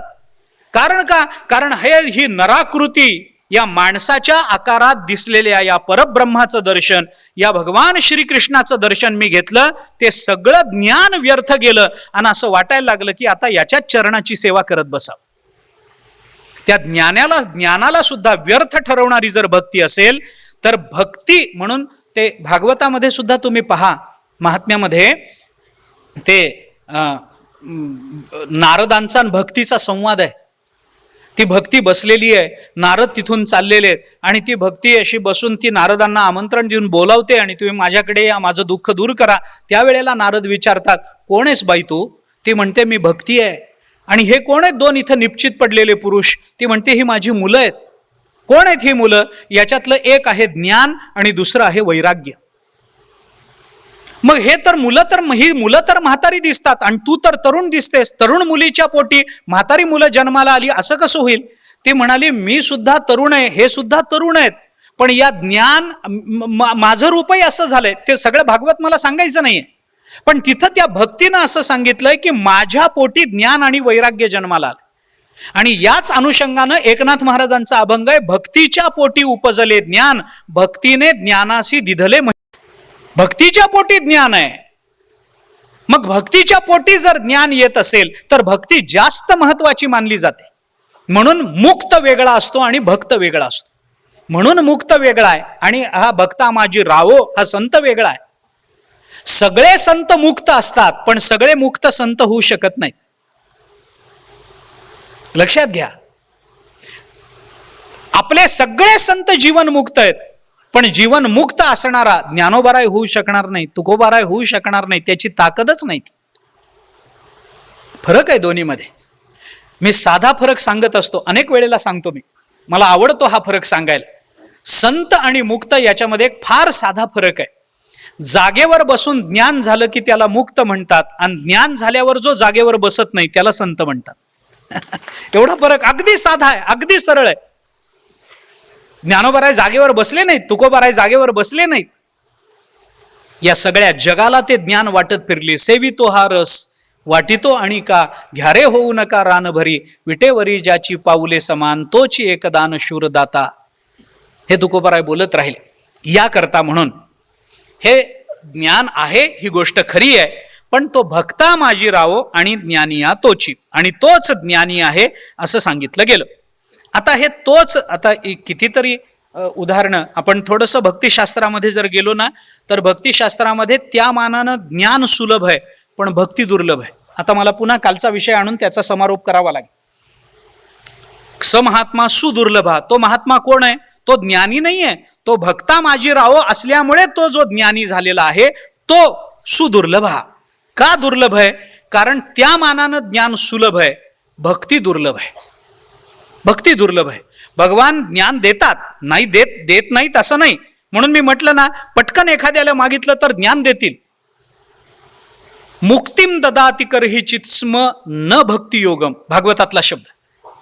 भागवतामध्ये भगवान शुकाचार्य बोलून दाखवतात, मुक्तिम ददाति करहिचित, एखाद्याला मुक्ती पण देऊन टाकतील, पण न भक्ती योगम, पण भक्ती मात्र कुणाला देत नाही. त्या आता भागवतच निघालंय तर भागवतातलंच सांगतो. पहिल्या स्कंधामध्ये कुंतीचा आणि भगवंताचा संवाद आहे. त्यामध्ये कुंती माता भगवंताला तुम्ही अवतार का धारण करता याच्या संबंधानं एक गोष्ट बोलून दाखवते. कुंती मातेच्या मुखातले शब्द आहेत. कुंती माता भगवंताला असं म्हणते की तुम्ही अवतार का धारण करता? नाही, असं झालं, ते धर्माला ग्लानी आली, अमुक झालं, ते सज्जनांचं रक्षण, दुष्टांचं निर्दालन, ते तर एक कारण झालं देवा, पण माझ्या दृष्टीने मी सांगू तुम्ही का अवताराला येता ते? म्हणे सांग, तुला काय म्हणायचंय?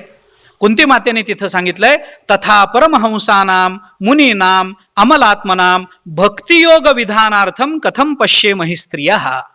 कुंती माता बोलते, तुम्ही का अवताराला येता सांगू देवा?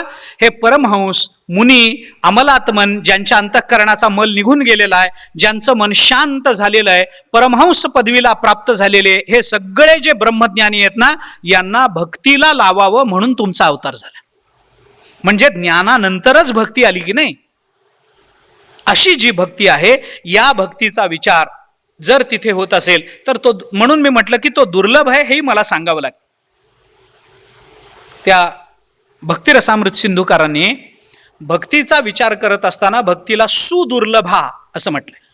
भक्तीची काही लक्षणं सांगितले.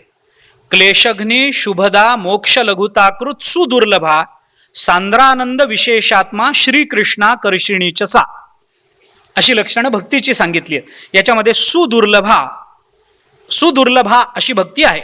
सुदुर्लभा आहे म्हणजे काय? म्हणजे ती सहजासहजी प्राप्त होत नाही. मग जी भक्ती सहजासहजी प्राप्त होत नाही, अशा भक्तीचा जो राजा झालेला आहे स महात्मा सुदुर्लभा होणार नाही का? सरळ आहे ना, सरळ आहे. म्हणून त्याने असं म्हटलंय की ज्ञानतः सुलभा मुक्तीही. आता भुक्ती ही यज्ञादि पुण्यतः, भुक्ती म्हणजे ऐश्वर्य. ज्ञानानं भक्ती मुक्ती सुलभ आहे, मोक्ष सुलभ आहे. आपण जर यज्ञ याग करू तर त्याच्याने भोगही सुलभ आहेत. पण सा अयम साधना सहस्त्रैर हरिभक्ती सुदुर्लभा.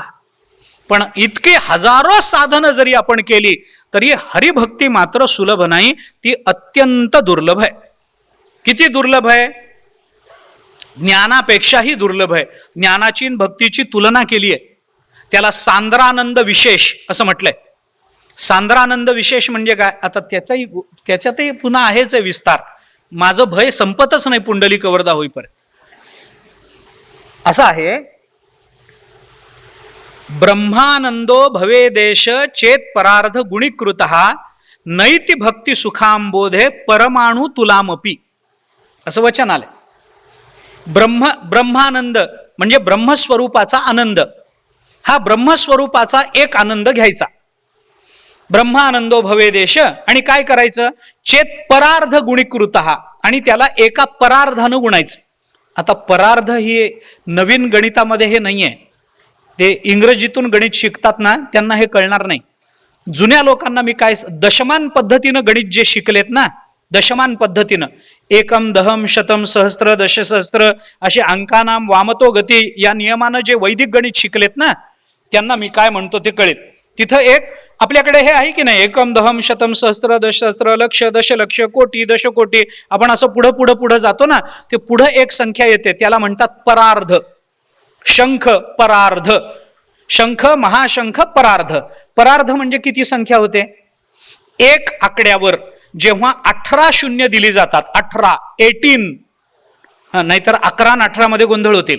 18 एक आकडा काढून त्याच्यावर जेव्हा 18 शून्य दिली जातात तेव्हा त्या संख्येला एक परार्ध असं म्हणतात.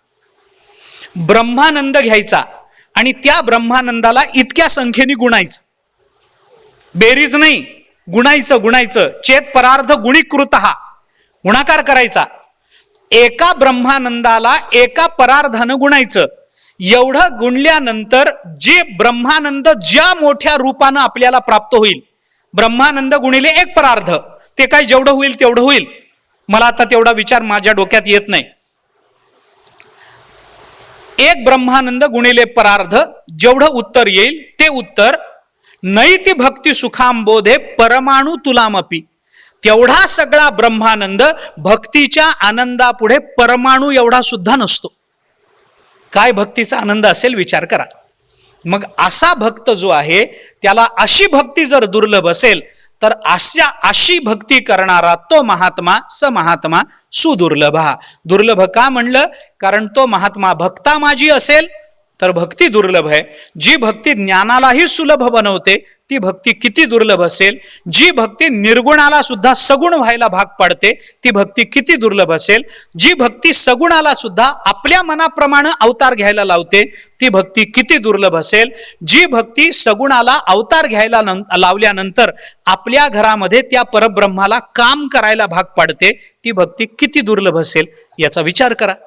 नाथ महाराजांच्या घरी काम करत होते परमात्मा. ज्ञानोबारांची भिंत अंगाने ओढलेली आहे.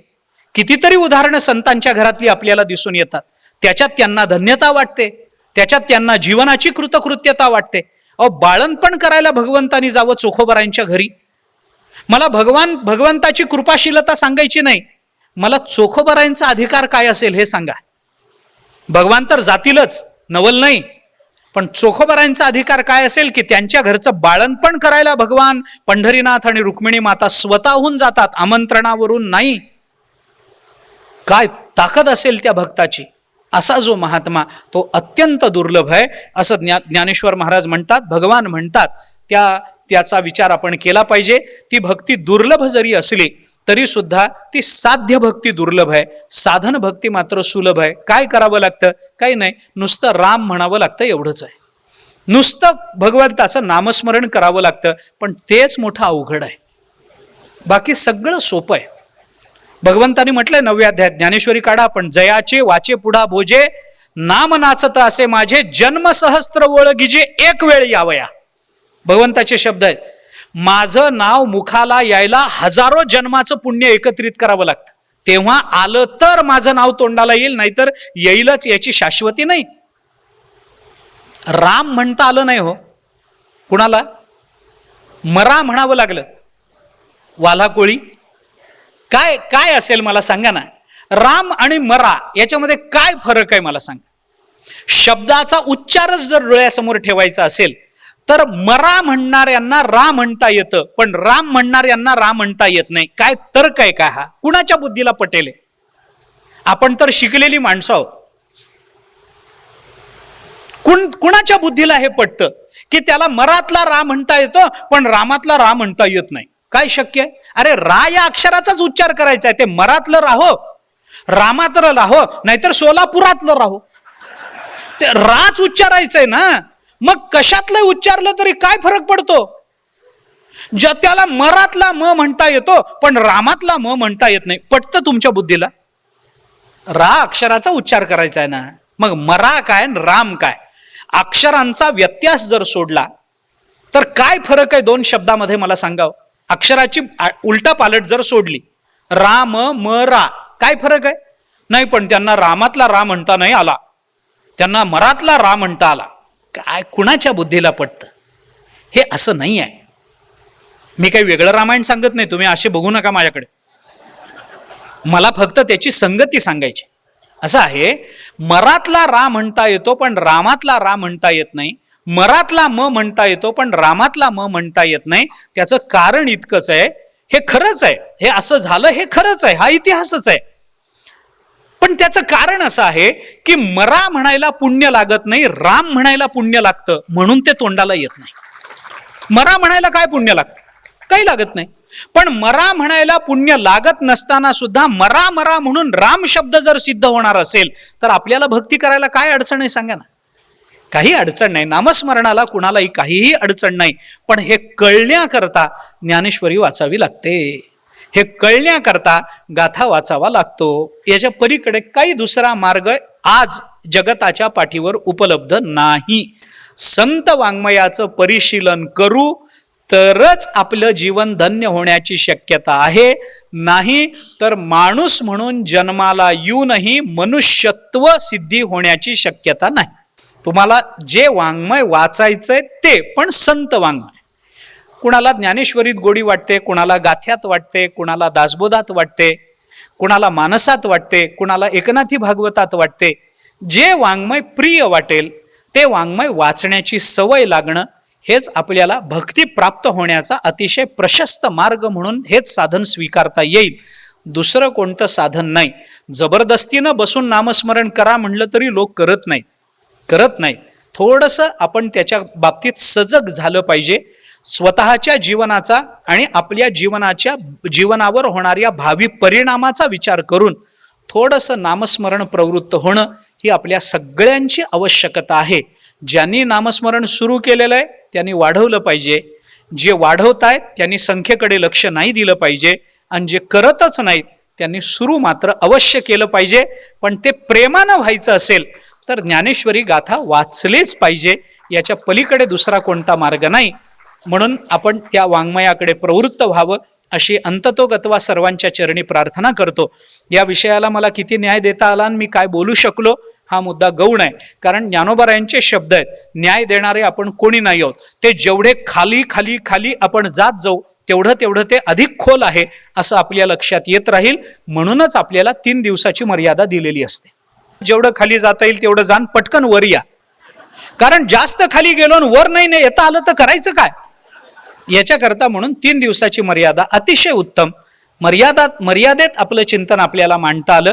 न्याय मी देऊ शकत नाही. ज्ञानोबारायांचे शब्द आहेत, समुद्राहुनी खोल अर्थभरीत असं त्यांनीच म्हटलंय. ते त्यांच्याच शब्दाला लावणं फार महत्वाचं आहे. त्यामुळं त्या शब्दाच्या आधारानं, भगवंताच्या शब्दाच्या आधारानं जेवढा विचार करणं मला आवश्यक वाटलं तेवढा विचार मी आपल्यासमोर बोलून दाखवला. अर्थात त्याच्यातलं जे उचित आहे ते आपण स्वीकाराल, जे अनुचित आहे त्याचा त्याग कराल. याच्यावर माझा स्वतःचा विश्वास आहे. कारण तुम्ही सजग श्रोते आहात, बुद्धिमान श्रोते आहात. काय ऐकावं काय ऐकू नये याचा विवेक, याचं तारतम्य आपल्या सर्वांच्या ठिकाणी आहे. याच्यावर माझा स्वतःचा विश्वास आहे. कारण मी अनेक वर्ष ही प्रवचनमाला करत आलेलो आहे आणि काही विषय पुन्हा पुन्हा यायला लागले की तुमच्या चेहऱ्यावरचे भाव, मला हे तुम्ही मागेच सांगितलेलं आहे, असं जे दिसतं त्याच्यावरून मी हे ओळखू शकतो की श्रोते काय लक्षात ठेवतात आणि श्रोते किती चिकित्सक आहेत. त्यामुळे जेवढं मला सांगता येणं शक्य होतं तेवढे माझ्या बुद्धीनं सांगण्याचा मी प्रयत्न केला. मी प्रतिवर्षी सांगतो त्याप्रमाणे याही वर्षी सांगतो की चाळणीसारखं न ऐकता सुपासारखं ऐका. चाळणी कोंडावर ठेवून पीठ सगळं खाली टाकून देते, सूप मात्र सगळं वाईट आहे ते पुढे झटकून देतं आणि चांगलं मागे ठेवून घेतं. तसे आपले कान सुपासारखे करून आपण सुपाच्या वृत्तीनं ऐकण्याचा प्रयत्न केला पाहिजे. तसं आपण ऐकाल याच्यावर विश्वास आहे. आणि ही त्रिदिवसीय सेवा जी माझ्याकडून यथामती यथाशक्ती जी भगवंतांनी करून घेतली ती भगवंताच्या, संतांच्या आणि अर्थात तुम्हा सर्व श्रोत्यांच्या चरणी समर्पित करतो. वाणीला विराम देतो. पुंडलिक वरदे हरी विठ्ठल, श्री ज्ञानदेव तुकाराम विठ्ठला विठ्ठला विठ्ठला विठ्ठला विठ्ठला विठ्ठला. सोलापुरातील सर्वात मोठे प्लायवूड, लॅमिनेट्स आणि सॅनिटरी वेअरचे showroom Lords plywood and laminates, Century plywood, Green plywood, Kit plywood, Wing Wang plywood या नामांकित कंपन्यांचे एकमेव distributor. Laminate, Corian, stone veneer, अँडला बेस्टा, charcoal designer, acrylics, designer laminates, Kohler या अमेरिकन कंपनीचे एक्सक्लुझिव्ह आणि प्रीमियर रेंजमधील सॅनिटरी वेअर उपलब्ध. आता पुणे, मुंबई, हैदराबादच्या दरात वरील साहित्य सोलापुरात उपलब्ध. कोणतेही फर्निचर घेण्यापूर्वी एक वेळ शोरूमला अवश्य भेट द्या. Lords plywood and laminates, WIT college समोर, दत्तनगर, सोलापूर. संपर्क नितेश मोहन सचदेव. मोबाईल 95 11 87 99 61.